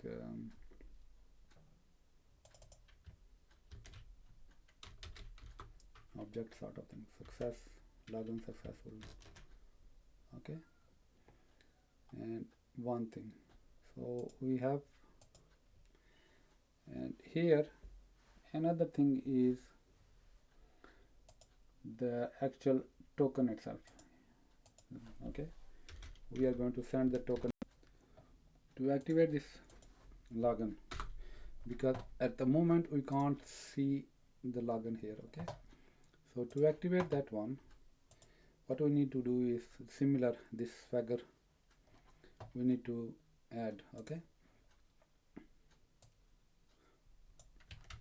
so like this, it will be auth login user request body application schema everything, and example will be like this everything. Okay, and we have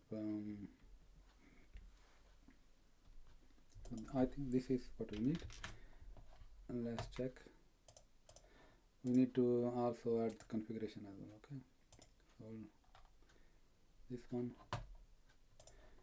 and on the other side we need the actual configuration and the Swagger API. Okay, so we have created the create user, which was for the actual, and then schema, and here we're gonna need another one which is just only email and password. Okay, and we can add like this, so it will be login users, and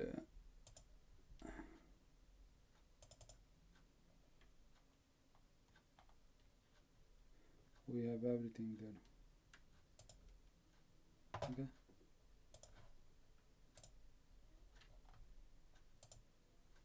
so login user, try it out, and John, it says invalid password. Okay, so might be we need 4, still invalid. Okay, so you see that why? Because problem is we have mix and match. These are not hashed and these are hashed. Okay, so we need to add some users. I'm going to get rid of all users and will add the new user first, then we will validate it. Okay, because some are hashed, some are not hashed. Okay, so the database is not correct. So let me delete that one, and I will, you can see, delete from, and the actual this one where id is greater than 0. Okay, so it's gonna get rid of everything now.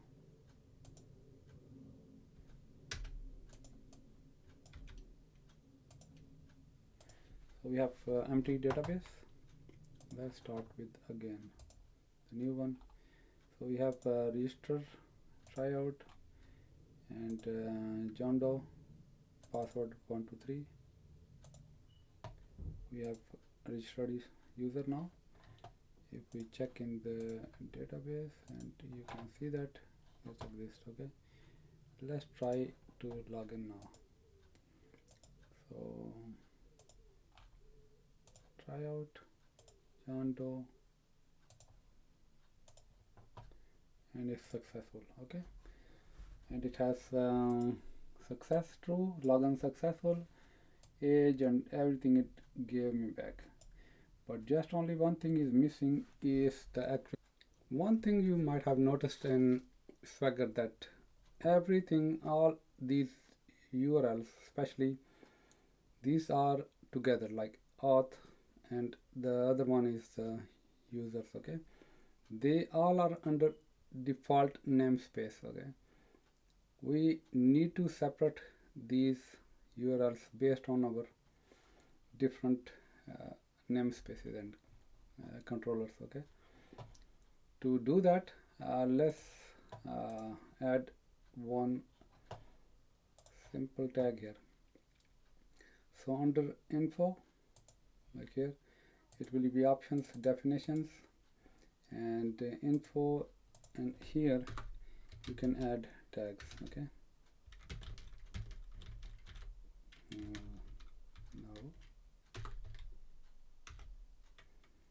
like tags and user tag. Okay, so we have auth tag and user tag. This tag you need to add under here. Okay, whenever you add the Swagger for each and every route, like register route and login route, under post you need to add tag here. Okay, and similar goes to this login one, tags auth. You can see that now we have separation now.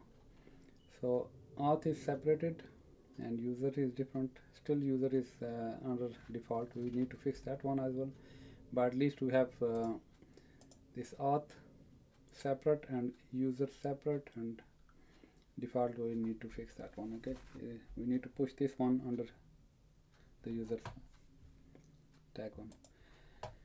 We can do that one by adding the tag here as well. Okay, user tag, and hope so it's gonna work straight away. Right, so we got straight away, simple. So auth separate, like we have register and login /auth, that path, and another path we have is user path. What we're gonna do is we have login, we have registration. Okay, registration is successful, login is also successful. We need to add the token to start the session. If session started successfully, then we will protect this user path, and if the user is logged in, then they can fetch their profile or something, information or something. Okay, so this is how we're gonna like start building the actual system itself, these APIs. Okay, so we have registration already in place, login is already in place, just need.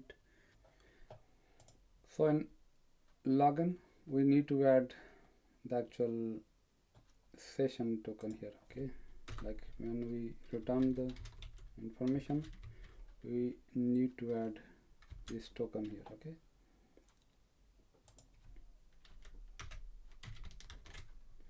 so we need to generate that token somehow, and to generate the token is very simple because we already added JWT. Okay, JSON Web Token, JSON Web Token, that package already. Okay, so simple, we need to add the JWT token, import it.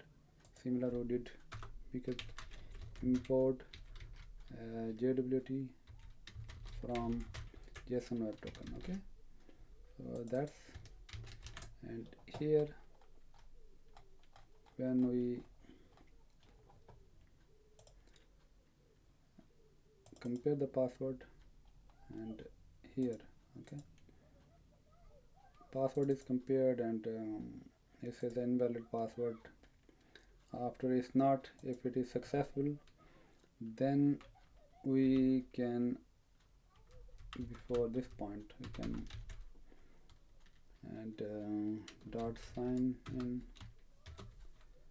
Okay, and here we can have like user ID,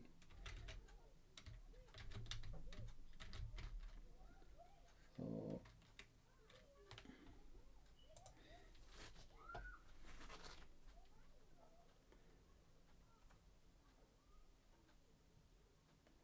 we can have user ID is like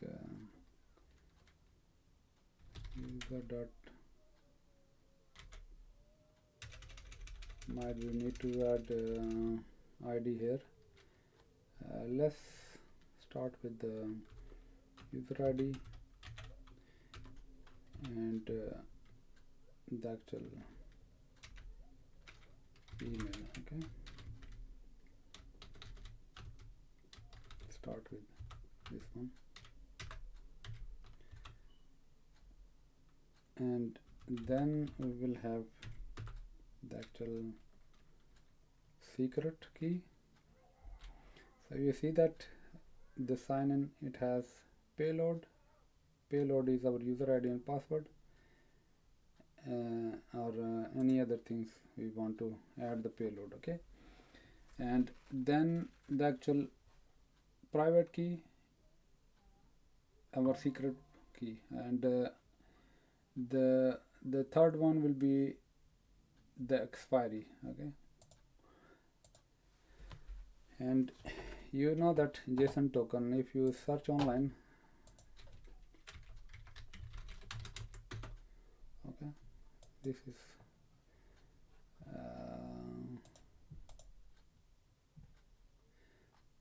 so okay, it has crashed today. So if you check that session web token, the header is like the type is JWT, and the payload is the actual user detail itself and the signature. Okay, what sort of whether it will be SHA 256 or what sort of signature you want to add. Okay, so to create the JSON, these are the three key in component JSON Web Token has. So header, payload, and signature. Okay. So header is the actual type itself, the actual payload, now then the actual signatures. Okay. So we will, by using all these three.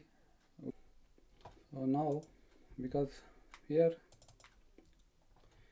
we are searching the user by email, and if we got the existing user, this is basically existing user.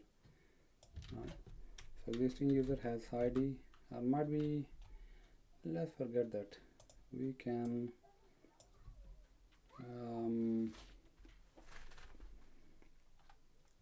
we have that one we can use here. Okay. So we remove the actual password, and the rest of information we can pass as it is. Okay. And then the next thing is we have in environment variables we have secret key. Okay. So secret key here is it can be anything, or there is way to generate the secret key. Okay. So let's generate the secret key. We can have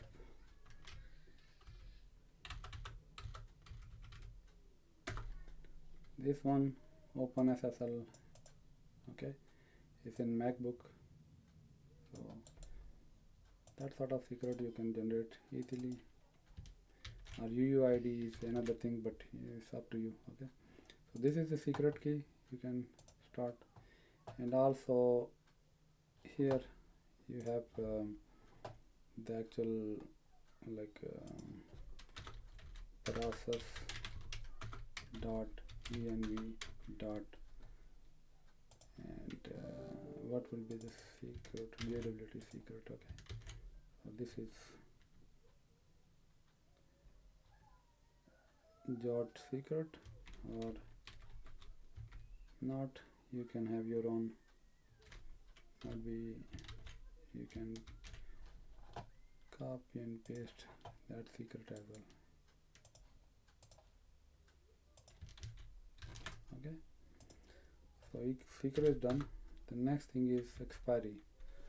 So expiry in the token, it depends on how long you want to keep the token for. Okay, so in our case it will be 1 hour, your case it can be 30 days, 7 days, 24 hours. Okay, so this is the actual token you generate, you assign to token, and this is the token you keep it here. Okay,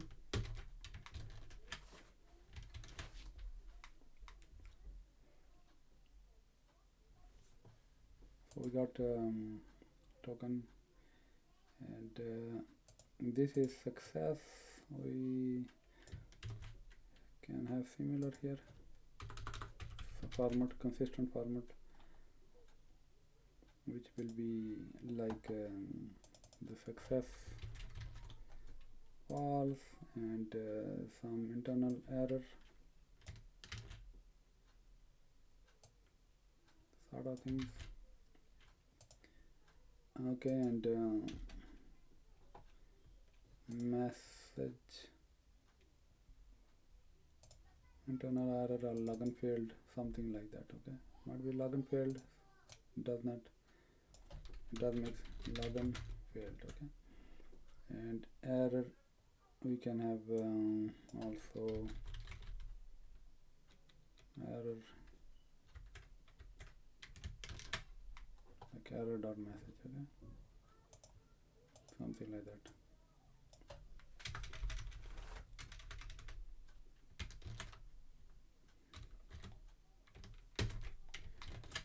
So this is the login. The way we did it, try to find the existing user. If not, then compare the password. If password does not match, then return it. If it match, then basically get rid of the password, and then generate the token, set the expiry date for that token, and also just return that token back. Okay, so let's test it. And we need to start. Yeah, it is. We need to start the server. Okay, server started. We already registered.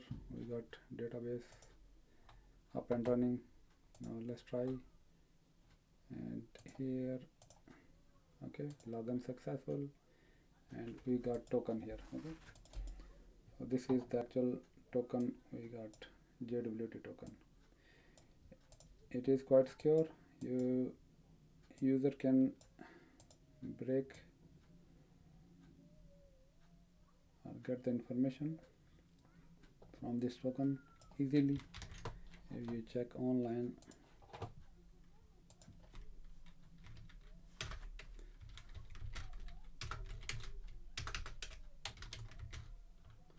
Decoder, and here you can pass and it will give you the complete information. Okay, so this is the headers, payload, and the signature. Okay, so secret we don't have, like we have not provided secret. Our secret is here, but you don't need to provide. Okay, it's secure. It's for your own server security. You have to keep it in somewhere secure, like environment variables, or if you're hosting on AWS, then secret manager you can use. GitHub actions, secret variables, parameters you can use. So wherever you want to put it, you can use it. Okay, it depends on, like of course you're gonna host that to AWS, then we need to use the secret managers. Okay, or HashiCorp Vault as well. It depends on your how you gonna use that. And if we keep that, this is valid secret. Okay,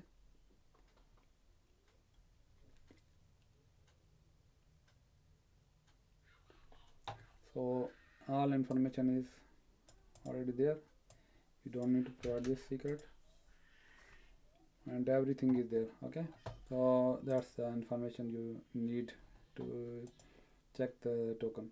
But if you change something, any minor information, the signature will change, server will not verify that this is not valid token, and it will reject it. Okay, so you can't tamper this token.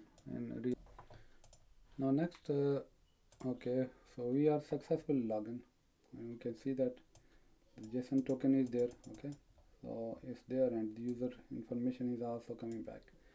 Now the next thing is we need to fix this thing we created earlier. Okay, so we have the app, and we have this user path. Inside we have this users, and here we can create like profile. Okay, we can, what we can do is we can get the profile, and also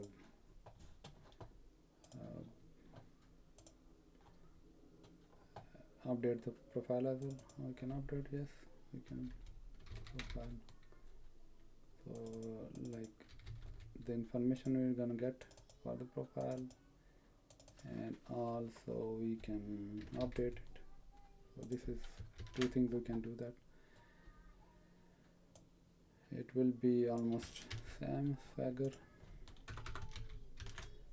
but here it will be users, and the actual profile, we need to change the schemas in the actual configuration file. Okay, so we're gonna do that one. user controller.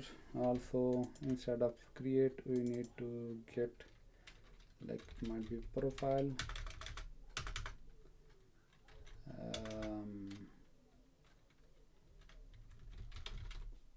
profile, and there will be another method which will be update the profile. Okay,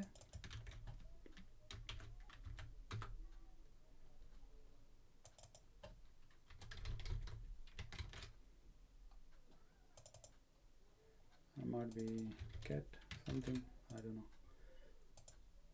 We can have meaningful name, it will be get, and here it will be update. Okay, so we got two. One will be profile fetching, and the second one will be the actual, we'll have okay.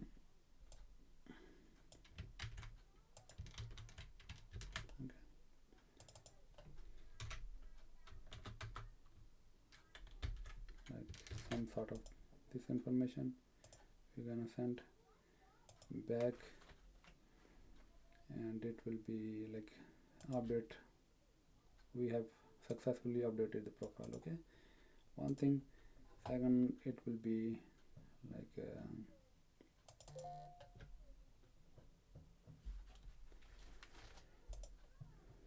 so let's check, like it will be not these status code. Okay, so update, and then get is 200, we're gonna return 200 like successfully, and here also we need to send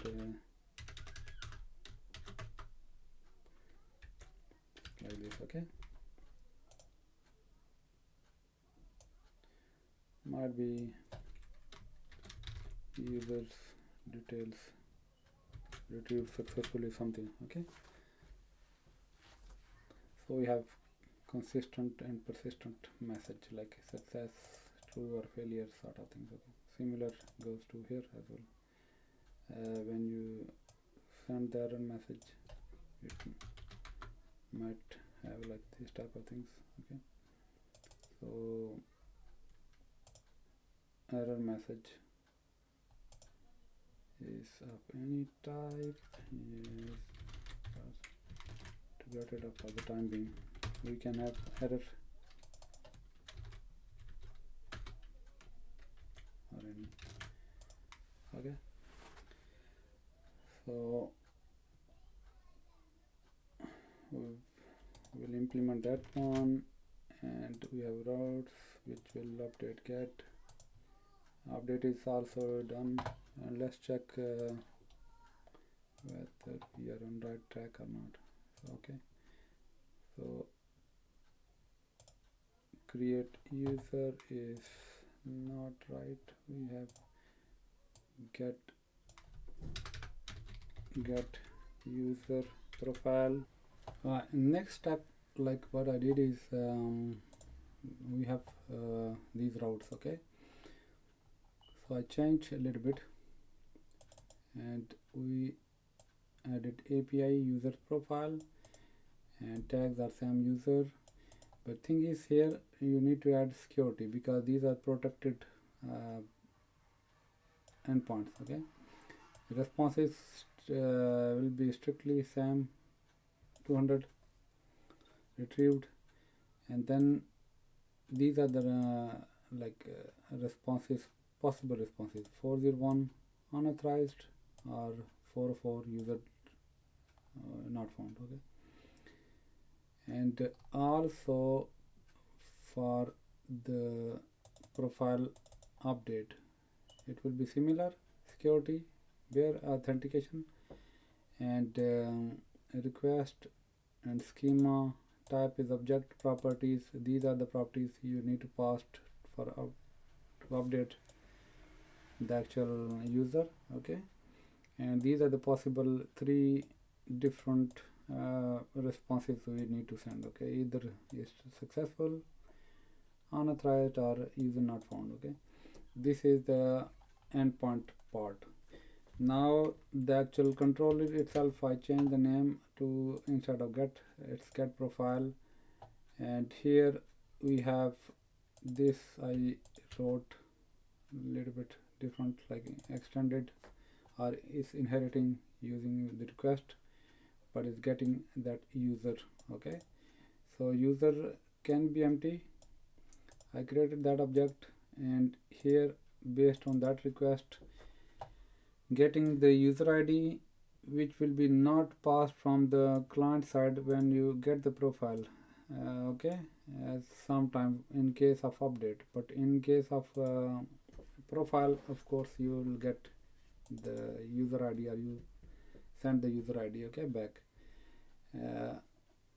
And because it will be protected, that user ID will be not sent from the client side in a way like ID, but it will be part of the actual token itself. Okay, so when we will generate the token, it has payload, and that payload contains that user ID. Okay, so we're gonna grab from the actual payload from the token, and to get the token or read the token, that's why I created this object, which is inheriting from the request actual will be sent from the user, and we have will have this user ID is getting. If not, then unauthorized, and if there is user ID, then find by ID. Okay, find by ID is new method I wrote, select study from where ID is equal to 1, and for update as well I wrote another method. Okay, it will be ID user data. Okay, so if name is undefined, then don't update. If it's not undefined, then just add that, only that column. Okay, so each and every field, it will get updated if it is sent from the user. Okay, and if it is like these are fields are 0, then don't do anything, just simply find by ID, return that user state. Okay, if there are IDs, you change something. Okay, then what it is gonna do, it will run this update query, update user, then set, and fields, these are the fields it will get joined. Okay, field username comma password comma email comma age, like, okay, will be all concatenated with the comma, and the value will be pushed, and these value will be like this is the actual final query. These variables in the array form, okay, array of strings form, will be passed to this query object and along with this actual query itself. Okay, it will update, and we will get the first row, which will be the actual user, complete user detail. Okay, so this is how it's gonna update the user itself based on your the data you're gonna send. Okay, these already we discussed last time, and this is controller is gonna use find by ID. Then if user not found, then it will give this error, otherwise it will get rid of the password thingy, and then actual user is gonna pass back, like retrieve successfully the user detail. Okay, and similar goes to the update also is going to get the ID, and then the request party itself we're gonna read, and this is the details we have. Okay, it's gonna read all these details, and here hash password is provided. Okay, so salt we used 10 last time. This can be part of the actual environment variable. Okay, so 10 and hashed password same, the if nothing has changed, it will like update the same password. Okay, if you have added the new password, then it will be, but in most of the cases the password will be not changed. But on the client side, if we have some sort of password change form, then we can use the same, like if somebody or user change the password, then we will be able to. But in different scenario, we need to have another endpoint to just update the password. Okay, so the update profile is also written, and get profile, both are protected one. Why it's protected and how it's protected is added in the routes. Okay, so we have this authentication token middleware. We wrote here middleware. What it does is just like it reads your request, and also it gets the authorization token, and authorization token it will split and get the actual token. Okay, let me show you the demo. So this is final is gonna look like. So we have the moment I added the settings for Swagger, it is showing under users, and every like thing is there and also protected. Okay, because we added the security tag. Now you are registered. Now you try to log in, and okay,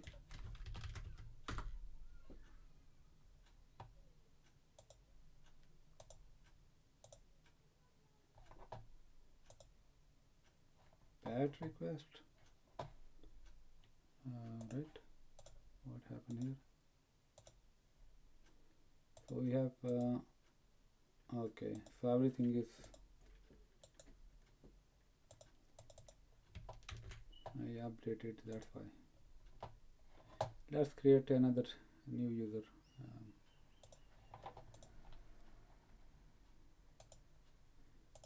John Doe, and try out, and here we go. Okay, so we got new user created in our database, John Doe. Okay, and we have session token, and we can, so register, then again we need to log in with John Doe, and this is the token we got. Copy that one, or maybe you can copy from here as well if you want to, this token, and here it provides authorized, that you need to get rid of, and authorized. Okay, close. So basically your session is started. Now these two are actual protected routes. Okay, you want to get the profile information, here is your profile. Okay, and what you sent here is these headers. Okay, you can see that authorization bearer token with the actual token itself. Okay, so you're making that call here, and when you make the call on the client side, it capture this request and authorization headers. Okay, and then authorization headers split this bearer and the rest of the token, and the second part, which is actual token, it gets here. If token is empty, then of course it says token required, otherwise it will verify it, and if verification is successful, then straight away just it will go here, and it will assign, it will modify that request and assign that request with the user is equal to user. Okay, so whatever the user it is getting from the request, so middleware will grab that request, check it, and will modify the user with the user ID. Okay, and after modification, when the its root is allowed, then it will go and run this one, otherwise it will not. Okay, it will give error. If it is allowed token, then it will run the rest of this information. And so this is how it protects, like acts as a middleware, and then protect the user. Okay, so you can see that it has fetched the user information. Okay, John Doe information, and if you want to update John Doe information, you can do that by opening this and try to run. And if you want to change something, like might be new password or something, okay, you can. You might be wondering that how is sending this bearer token, okay, this authorization header bearer token back to the actual server. Okay, so you can check the actual auth we wrote here, here this settings. Okay, so the actual Swagger, when you set this security, and also the update and update profile and get profile, both has the security headers. And also the actual, you see that this is the one line, because we were adding the component and schemas for normal schema, but for security reason, all those headers which need security, you need to add these lines, like security schema, and bearer authentication type is equal to HTTP, and schema is bearer, and the bearer format is JWT. Okay, when you add this line, it will automatically, this Swagger will add the headers like authorization and bearer token, and then token itself. Okay, and you can see here as well. Okay, authorization and bearer token sort of thing. So this is how it adds, and now we have complete functional, like registration, login, and profile fetching and profile updating, these type of things. Okay, if you want, if you are log out here, and if you try to fetch the user, you will see that access token required. Okay, so you can't access this endpoint, it is protected. So JWT token is working perfectly. So we have implemented authentication and authorization. Now the next thing is, if you log in, we need to implement the live token. Okay, so it can fetch or make the call to the server and get that whether your session is still active or you are logged out, or your session 1 hour session is expired. Okay, so that's, now we have progressed quite a lot with lot of implementation, everything. So better to keep things smooth, tidy, clean sort of thing. Okay, so I have seen that I have not added the .ignore file. Okay, so you can add node modules and .env file, which you never checked into your GitHub repo. Okay, so always try to add this ignore file, definitely. Okay, so you not mistakenly check out your environment variables, this file, and also the node module file. Okay, even you can do like simple, it will work. And the rest of the files you can check out to your GitHub. Sorry, it's git ignore, git ignore file. Okay, git ignore. So you add that one. I just did the .ignore mistake, my bad. Git ignore, and you can add these files and it will ignore. Okay, to activate the actual Swagger APIs. We have written this YAML looks like APIs, okay, the language, like we have post, tag, summaries, and request bodies and responses, okay. So this is the style you have to follow. Swagger used to be like the name to write the APIs, but it's now they change it to standard like open APIs, okay. So if somebody say open API, they actually means is this Swagger APIs, okay. So open API and Swagger APIs are the same thing. OpenAI is a standard, Swagger is the tool to write the actual OpenAIs, okay. So OpenAI is the way to write the APIs, and Swagger is tool to write those open AIs, open APIs, okay. um, Mind my language. And also, if you want to test the Swagger APIs, the pet store, this petstore.swagger.io is the website where you can play around how Swagger APIs works, okay. The same thing we wrote, authentication authorization, okay. So you can also just try to check how this user login sort of things is working, okay. And if you want to check how it's written, then editor.swagger.io is the website, pet store and editor.swagger.io. So this is the actual quite helpful whenever you want to write some sort of put or post methods.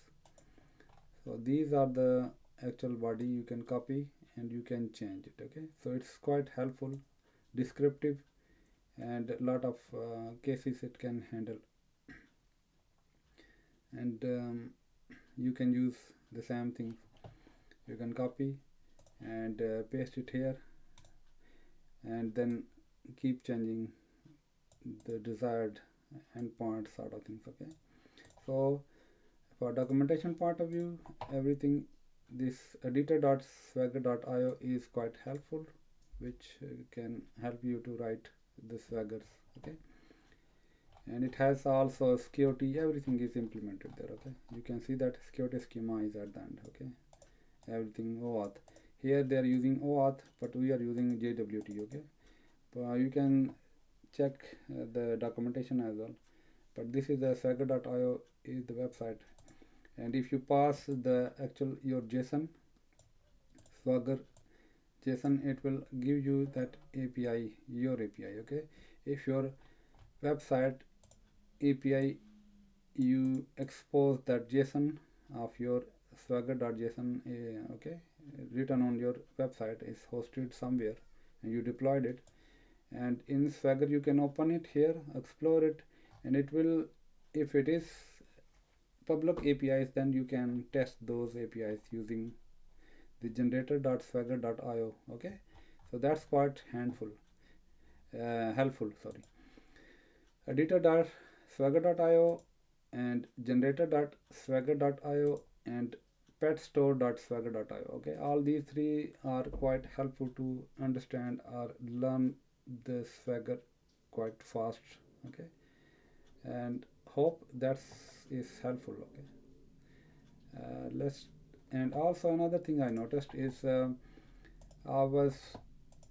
did not add the .NET, okay, event environment config file into my server. So if you don't import it, then the moment you try to use the environment variables somewhere, okay, then those environment variables will be not accessible, okay.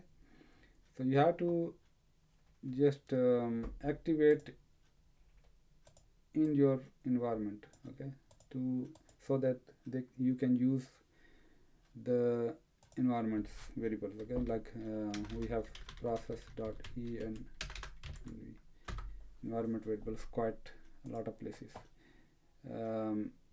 like port here. Okay, and also this node environment, and we have here in databases quite a lot of environment variables. Okay, so here you don't need to add these values. If your environment variable is added, this dot environment configuration, okay, right to the beginning of entry point, okay, where in our case server.ts is entry point. So the moment you add it, automatically everywhere these process.env.db user, which is part of this environment variable, will be accessible. Okay, so you have to add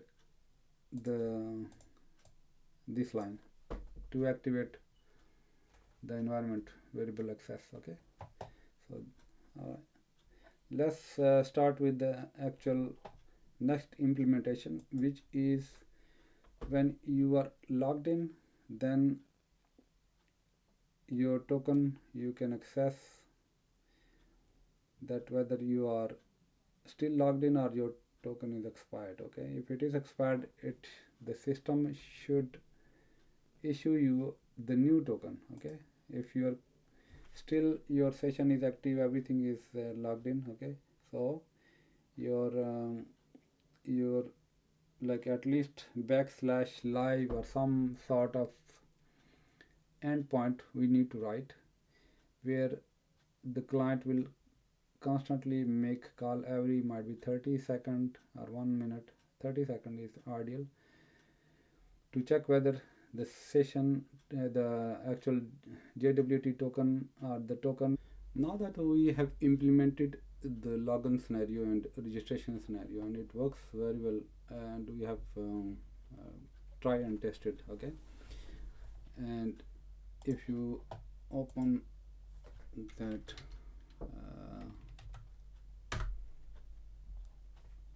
the actual URL, okay, you can see that we have registration and login, and check everything is there. Okay, so it's the scenario for stateless token, it is working very well.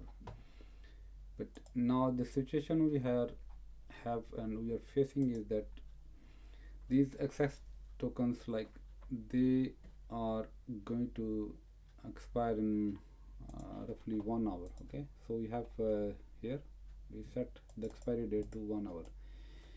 What happens is, if we have compromise the security, and somehow this token is stolen. Okay, we can't detect unusual pattern, one thing. Secondly is, for the server is difficult to just basically force the user to log out, right? So user or the actual attacker or hacker has at least 1 hour window to do some like nasty or dodgy stuff. Okay, so this stateless token is beyond the server control. So there is another way, which is industry standard. So we have the standard token. We are going to store the refresh token, another refresh token we're gonna introduce. Okay, and that refresh token will be stored in the database.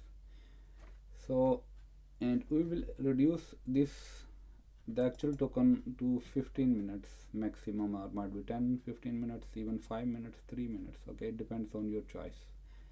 So you can reduce the here expiry for the actual token itself, and it will be, might be 5 minutes, 10 minutes. So if the token is get stolen, the window of doing nasty stuff or bad stuff is only 5 to 10 minutes maximum. Okay, but behind the scene, what's gonna happen is, we can have the actual refresh token, which can be like longer, like 7 days, 10 days, or even month. So okay, and behind the scene, it will automatically, the system will automatically refresh and keep refreshing and getting the new token every 15 minutes or 5 minutes, sort of thing. Okay, so in this way it will be two tier security, and we can have like it will be access token which will be stateless, but on the other hand the refresh token will be handled by the DB database. Okay, so we will store that session into the actual database, and it will be, and if something happens and user or we find the unpredicted behavior, we can revoke the actual access straight away. Okay, by using refresh, like refresh token after 5 minutes, when somebody try, like the system try to refresh, and we can revoke that refresh token. Okay, so the automatically the user will be logged out within 5 minutes window. Okay, so the nasty stuff can be done only depends on the actual the value we sets here, and through server that refresh token can be helpful to revoke the user access or any suspicious activity. You can, okay, so you can force logout on suspicious activity, sort of things. Okay, so it's like two tier implementation.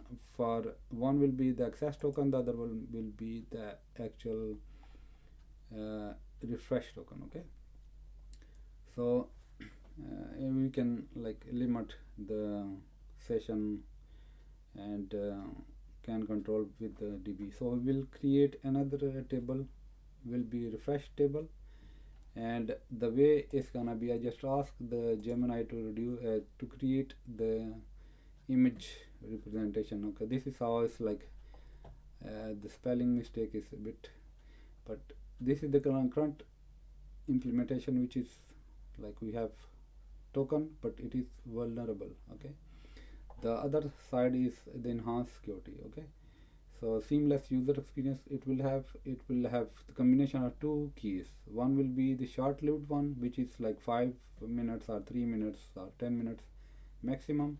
The other one will be the long-lived. Okay, revocable refresh token will be like 7 days or 1 month or 2 months or even 6 months. Okay, it doesn't matter.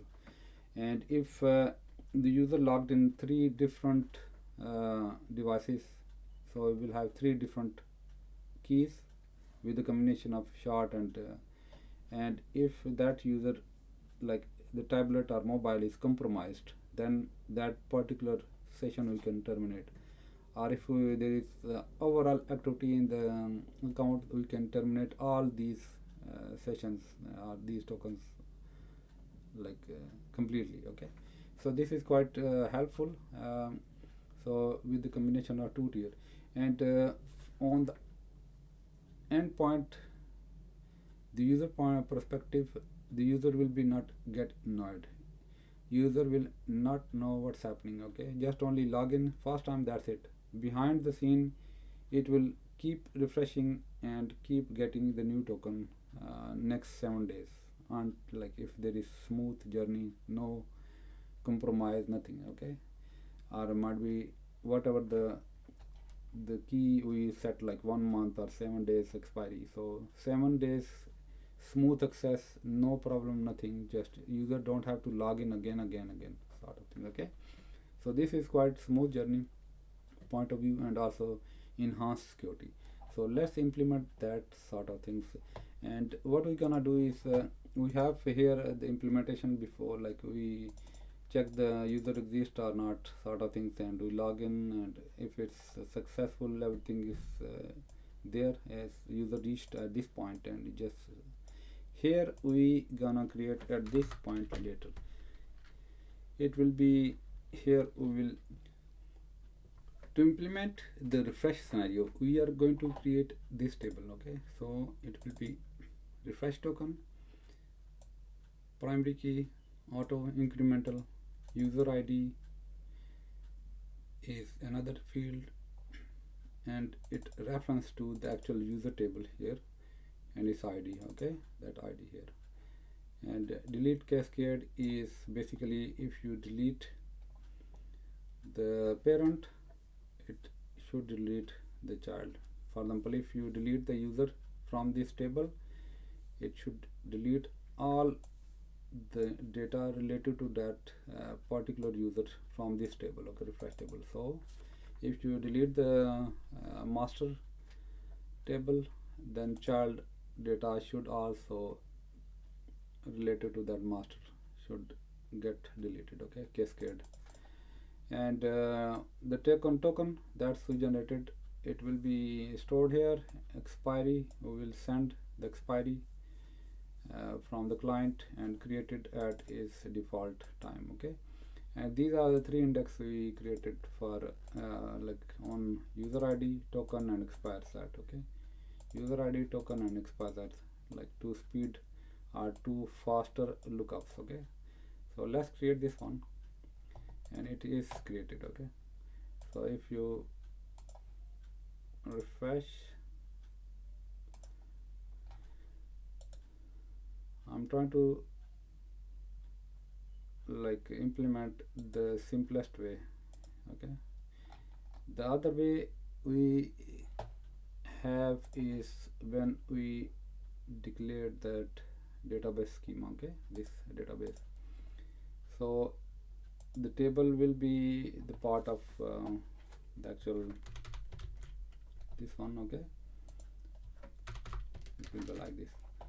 So and using the actual adapter, SQL adapter, we can run this, but I will show you another way, like later in the when we will convert everything to the actual Prisma, okay. We will use the Prisma ORM system to generate these everything, and then like you can generate the actual table everything using Prisma or SQLize or type ORM and generate that table using that ORMs, okay. So but I'm using the standard like SQL statements to create these tables sort of thing, okay. But later I'll tell you, like I'll just I'll go through each and everything how we can generate. Instead of this manually, we can generate by using auto commands, okay. So yeah, table is ready there, and you can see that both tables are available, okay. So this is user table, and then the refresh token is also there, okay. So let's implement how we're gonna store the information into this after login, okay. So I have implemented these 3 lines, okay. Created the actual add refresh token to the models, okay, and it's accepting 3. One is ID, refresh token, and expiry. Simple select insert statement, insert into this refresh token the table we created just now. It has like user ID, token, and expiries value. We are sending this one, okay, 1, 2, and 3. Yes, returning most of the cases null because just insert statement, okay. And here is the things. Refresh token, to generate refresh token we are using crypto built in Node, okay. So crypto module basically cryptographic functionality provides, and it has like OpenSSL, hash, cipher, decipher, that sort of functionality, okay. So we are using like base 64, and it's gonna generate random bytes strings using hexa decimals, okay. And then the expiry date is 7 days in our case, and I reduce it to 15 minutes maximum. You can reduce to 10, it's up to you, might be even 5 minutes, okay, maximum. So the more security you need, the more you can reduce the timer window for the hacker to attack the actual system if somehow the token is compromised. Okay, so you can reduce more, might be even 1 minute, 2 minutes, 15 minutes, it your choice. In my case it's 15 minutes, and I'm adding the refresh token.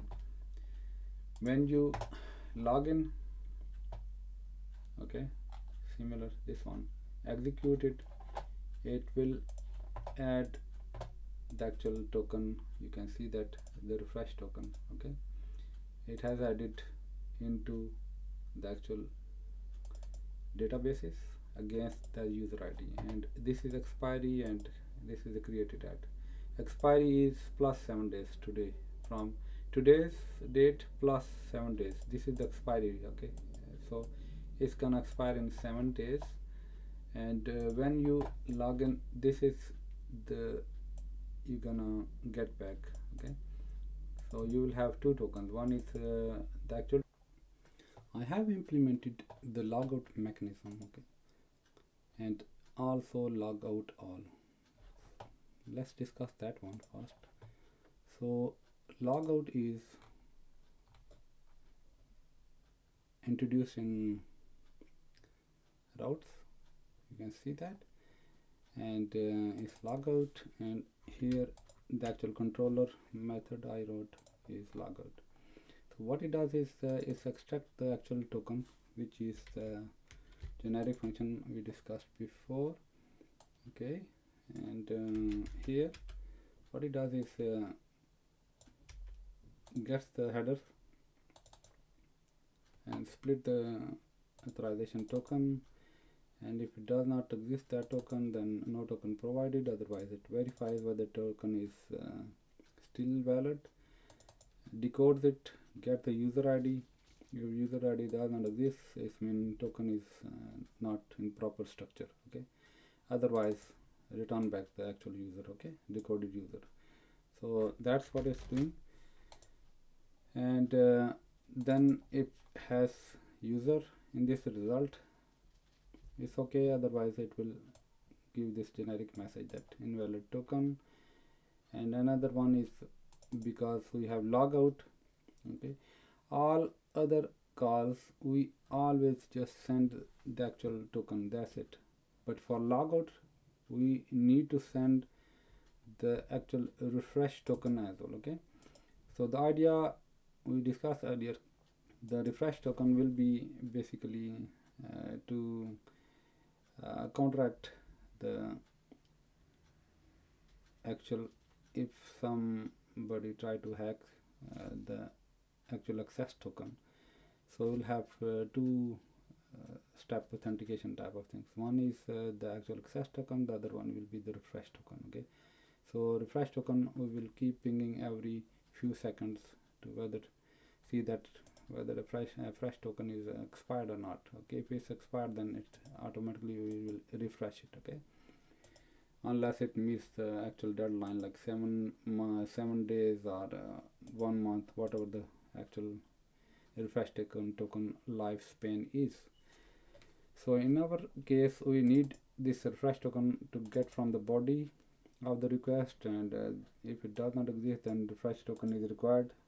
Okay, if it does exist, then simple model just delete from, okay, where user ID is 1 and token is equal to the refresh token. Okay, and it does remove here, simply say users that user is logged out. Okay, but let's try that, let's give it a go.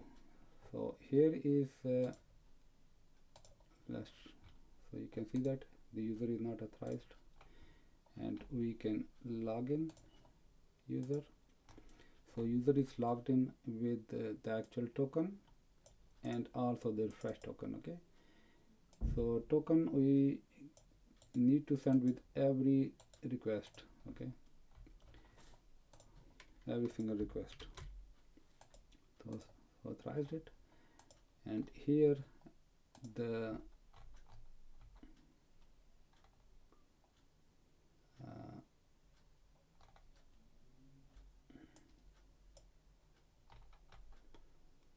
try again one more time.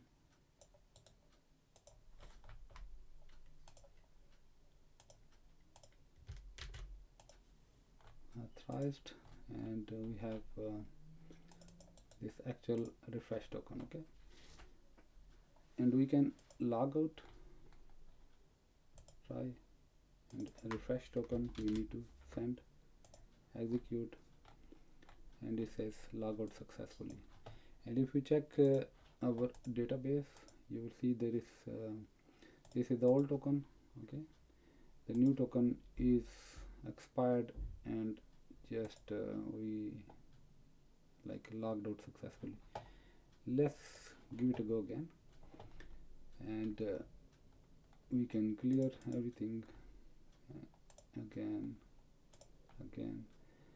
and here also log out this one. We execute and log in again. Let's try, and here you can see that this user is logged in. Okay, just now, and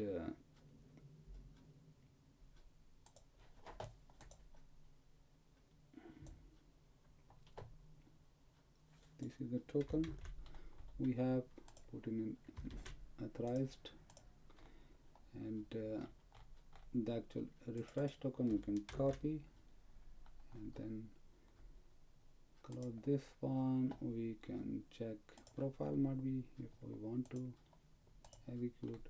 You can see that we can get the profile still. Okay, because user is logged in.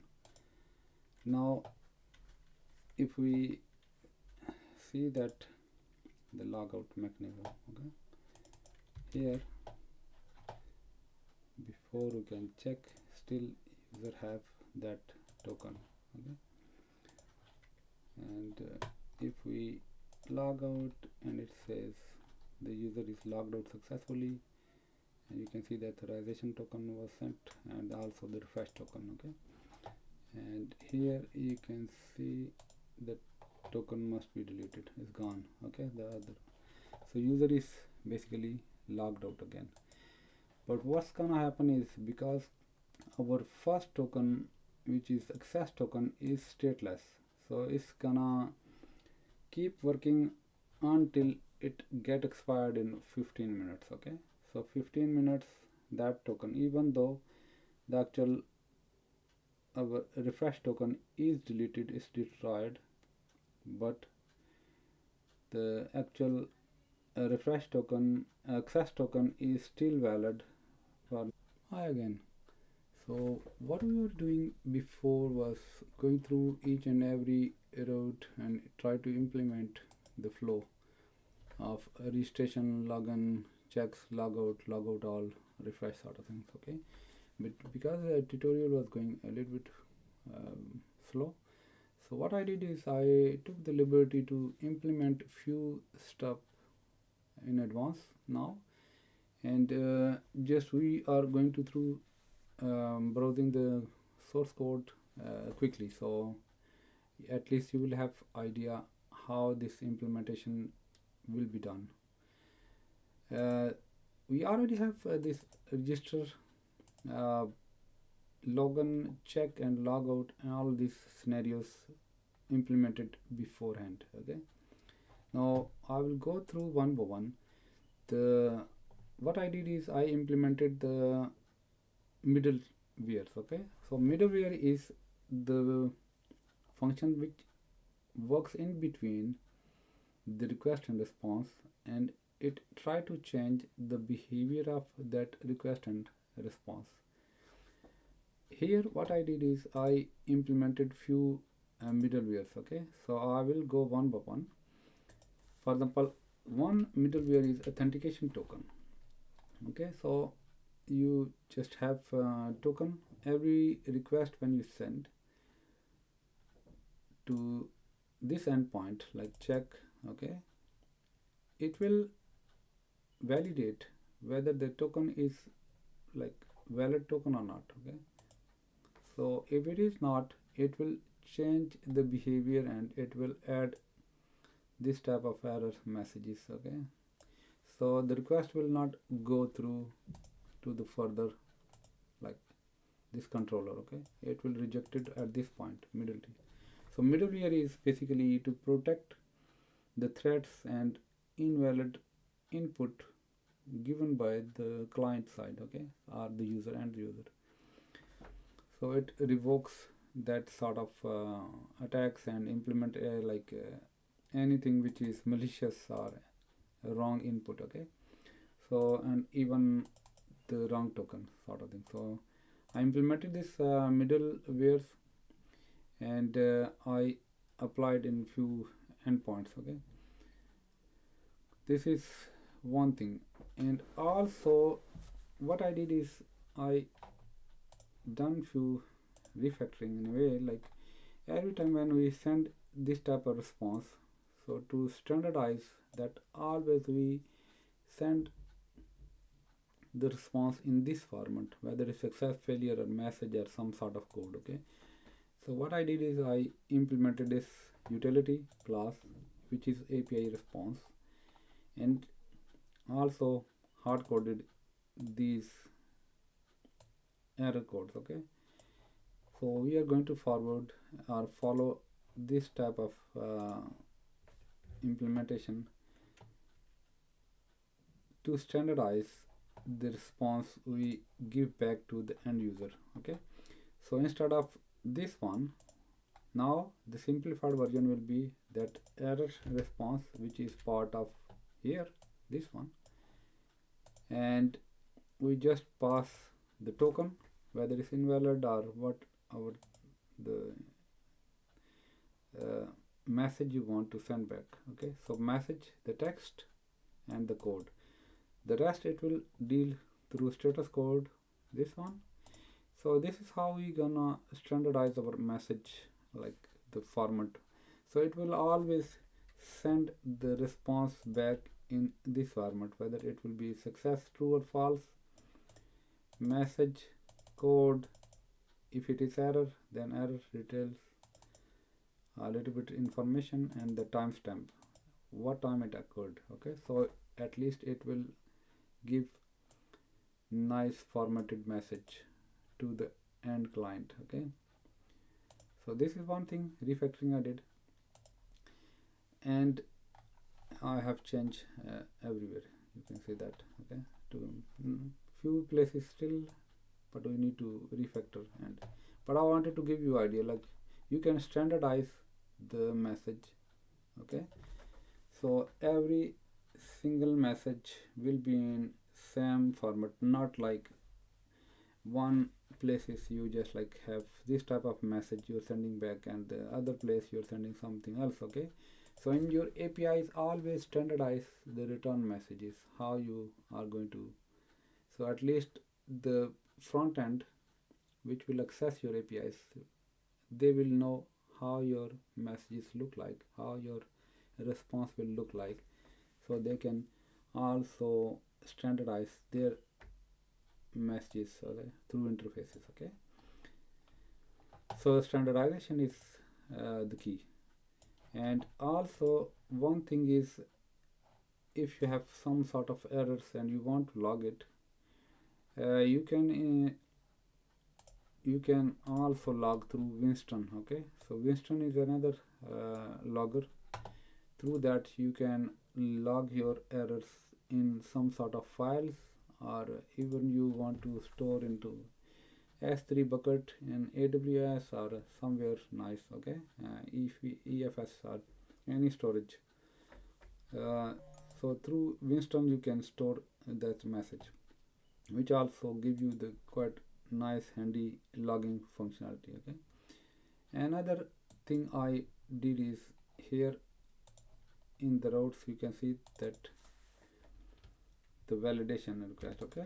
So we were sending the request from the client side, and on the server side we were not getting or validating any request, that how they are looking like, whether any malicious act like information is sent along with the body or anything. So it's better to have some sort of standardized method where you can expect the client to send the request in that particular um, format. Okay, so in this case you can use either there are two libraries. One is Zod. Okay, npm install Zod. You have to install it on package.json. Here you can see somewhere there, here, yeah. Okay, and I install Winston as well for logging purpose. Okay, so you install Zod, create the schema, separate validation file, and validate request.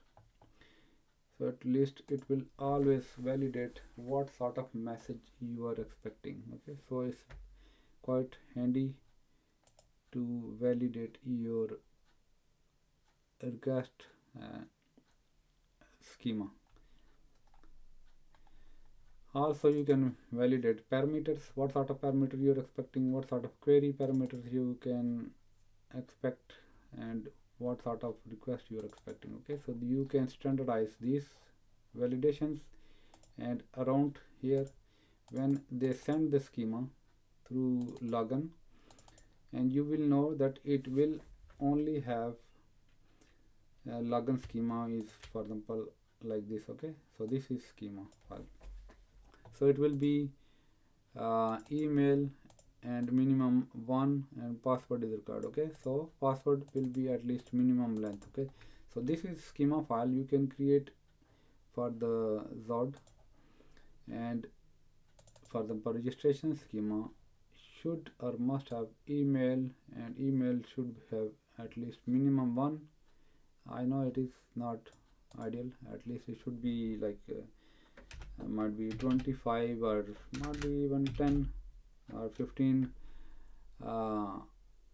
character length, and maximum it can have 250. Okay, so also password you can have minimum 8 characters length and maximum 120. And then regex will be password must contain uppercase, lowercase, and number sort of thing. Okay, so this is how you can create the schema for Zod and attach that schema to each and every request you make or request you are getting from the client. Okay, so here it validates this login schema, that login is the email and password is must. Okay, and email, what format it should have, at least minimum 15 characters length and maximum might be 255 sort of things, and similar. So in this way at least you can validate the information sent from the client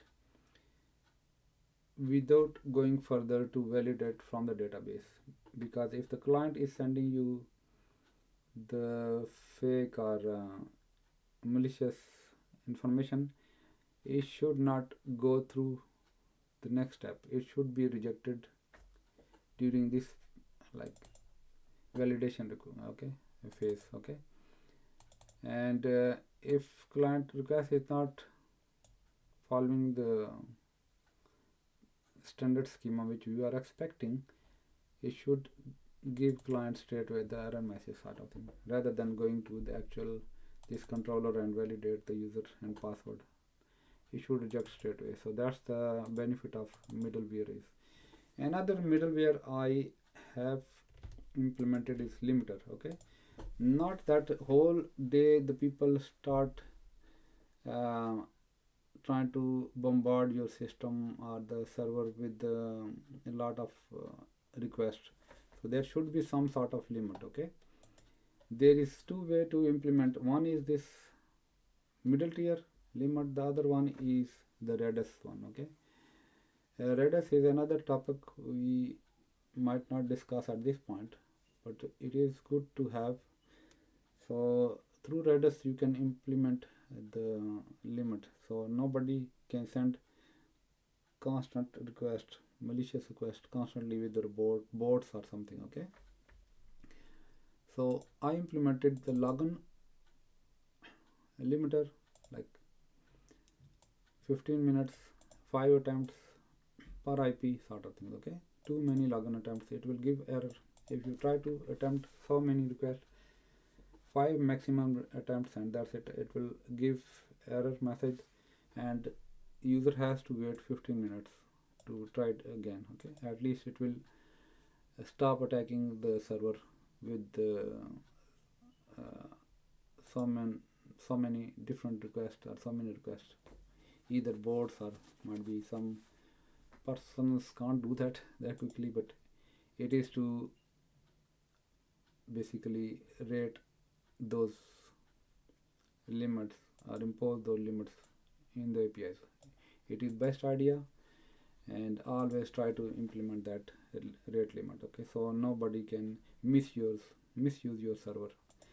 The similar goes to API limit and then registration limit. So these are the main pages where the most user try to, or end user or the hacker try to attack. Okay, so try to implement the rate limit in these pages, registration pages, so nobody can register again, so to create so many accounts within few minutes on your website. Okay, one thing. Second is login attempts should be restricted, like maximum 5 attempts and that's it. Block that IP and not allow that IP to go through again. At least give it a rest 15 minutes. Okay, the same goes to the general API limited. Nobody like if somebody is hammering your servers, then there is something wrong. Okay, normal request goes in some certain period and in sequence, and I apply this one. The way you can apply this limit is the same: login, okay, and registration. You see that register limit, and it's also validating the schema. And on the actual apps point app, you can see that environment variables and app limit here. Okay, so app level, application level, this is also, if somebody is trying to make so many calls, it should apply some sort of limit. Okay, the rest is the same. Users authentication, this is the documentation. And another thing I applied is the server level. Okay, which is graceful shutdown. If you want to shut down server, or server should shut down gracefully, not all of a sudden it just breaks or something. It's not gonna happen 1 in million cases. That's not gonna happen. But if it happens because of these signals, it has like server crashed.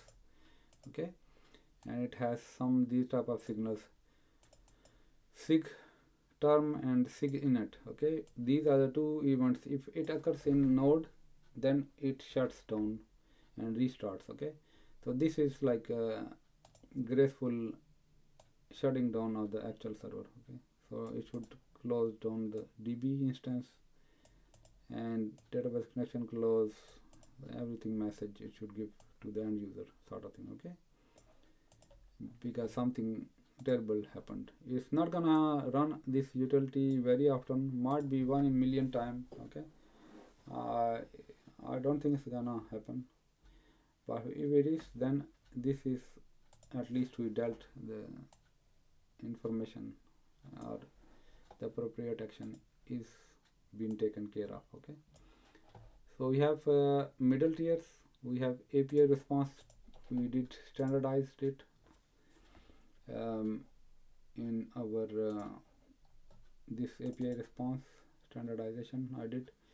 Then also you can use Winston for logging purpose, impose the limiter always, and also use the Zod schema to always authenticate your inputs, especially. Okay, what sort of inputs you are getting at and what sort of information they should have, like minimum, max, regex sort of things, everything you can. Okay, so here registration schema is in this format.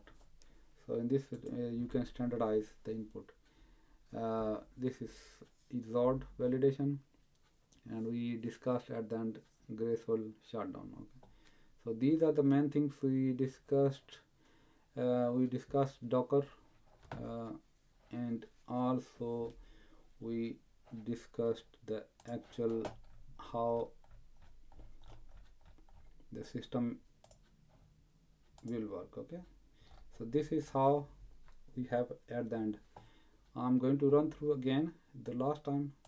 For example, you have this user, and the password, I think I changed the password to capital O, because load schema it should be capital, at least one capital, one number and one characters, at least a small capital and number is the combination of that one, and minimum is 8. Okay, so we are logged in, we have this schema in hand, the actual access token we received back from the server, authorize it, put it here. Now you can check, you can log out, or you can refresh and you can get your profile. Okay, it will give you your profile, everything. And similar, if you want to access your you can see that this is user or this is auth. Okay, so if you're logged in, then your protected user or protected routes can be accessible if you are logged in. If you're not logged in, then it can, you can see that if the refresh token, we can send through here and execute it, it will log out. Okay, clear the session, then you will not able to see this profile, and you can't update the profile. Okay, so protected URLs will be not accessible. Okay, so this is whole application. The code is already uploaded onto my GitHub, and here is I think it's Node.js and authentication authorization. So this is the actual URL, my Ahmed.Said node tree master authentication authorization. Okay, so everything is there, you can try it, and also the nodes are there. So this is Docker, you can run to create the PostgreSQL, and if next time if you run and Docker does not run that, okay, here if you try to run here and it does not run, so in theory you can, what you can do is list down those TCP ports which are using this Docker database, this authentication database, and kill those instance, and then when you will try to run it, it will run straight away. In my case you can see that it's running. Okay, and then the rest is the actual implementation in React. Okay, so this is how you can refresh the token, get the new access token.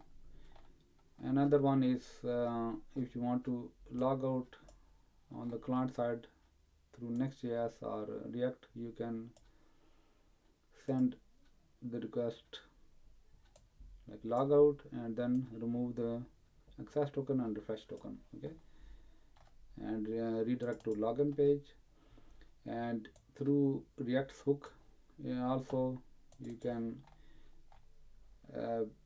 give nice message that token is expired, revoked, validation error already exists, sort of things. Okay, if something wrong with your token, so these are the message you will get too many times. Please, thank you for your time, and please don't forget to subscribe. Thank you.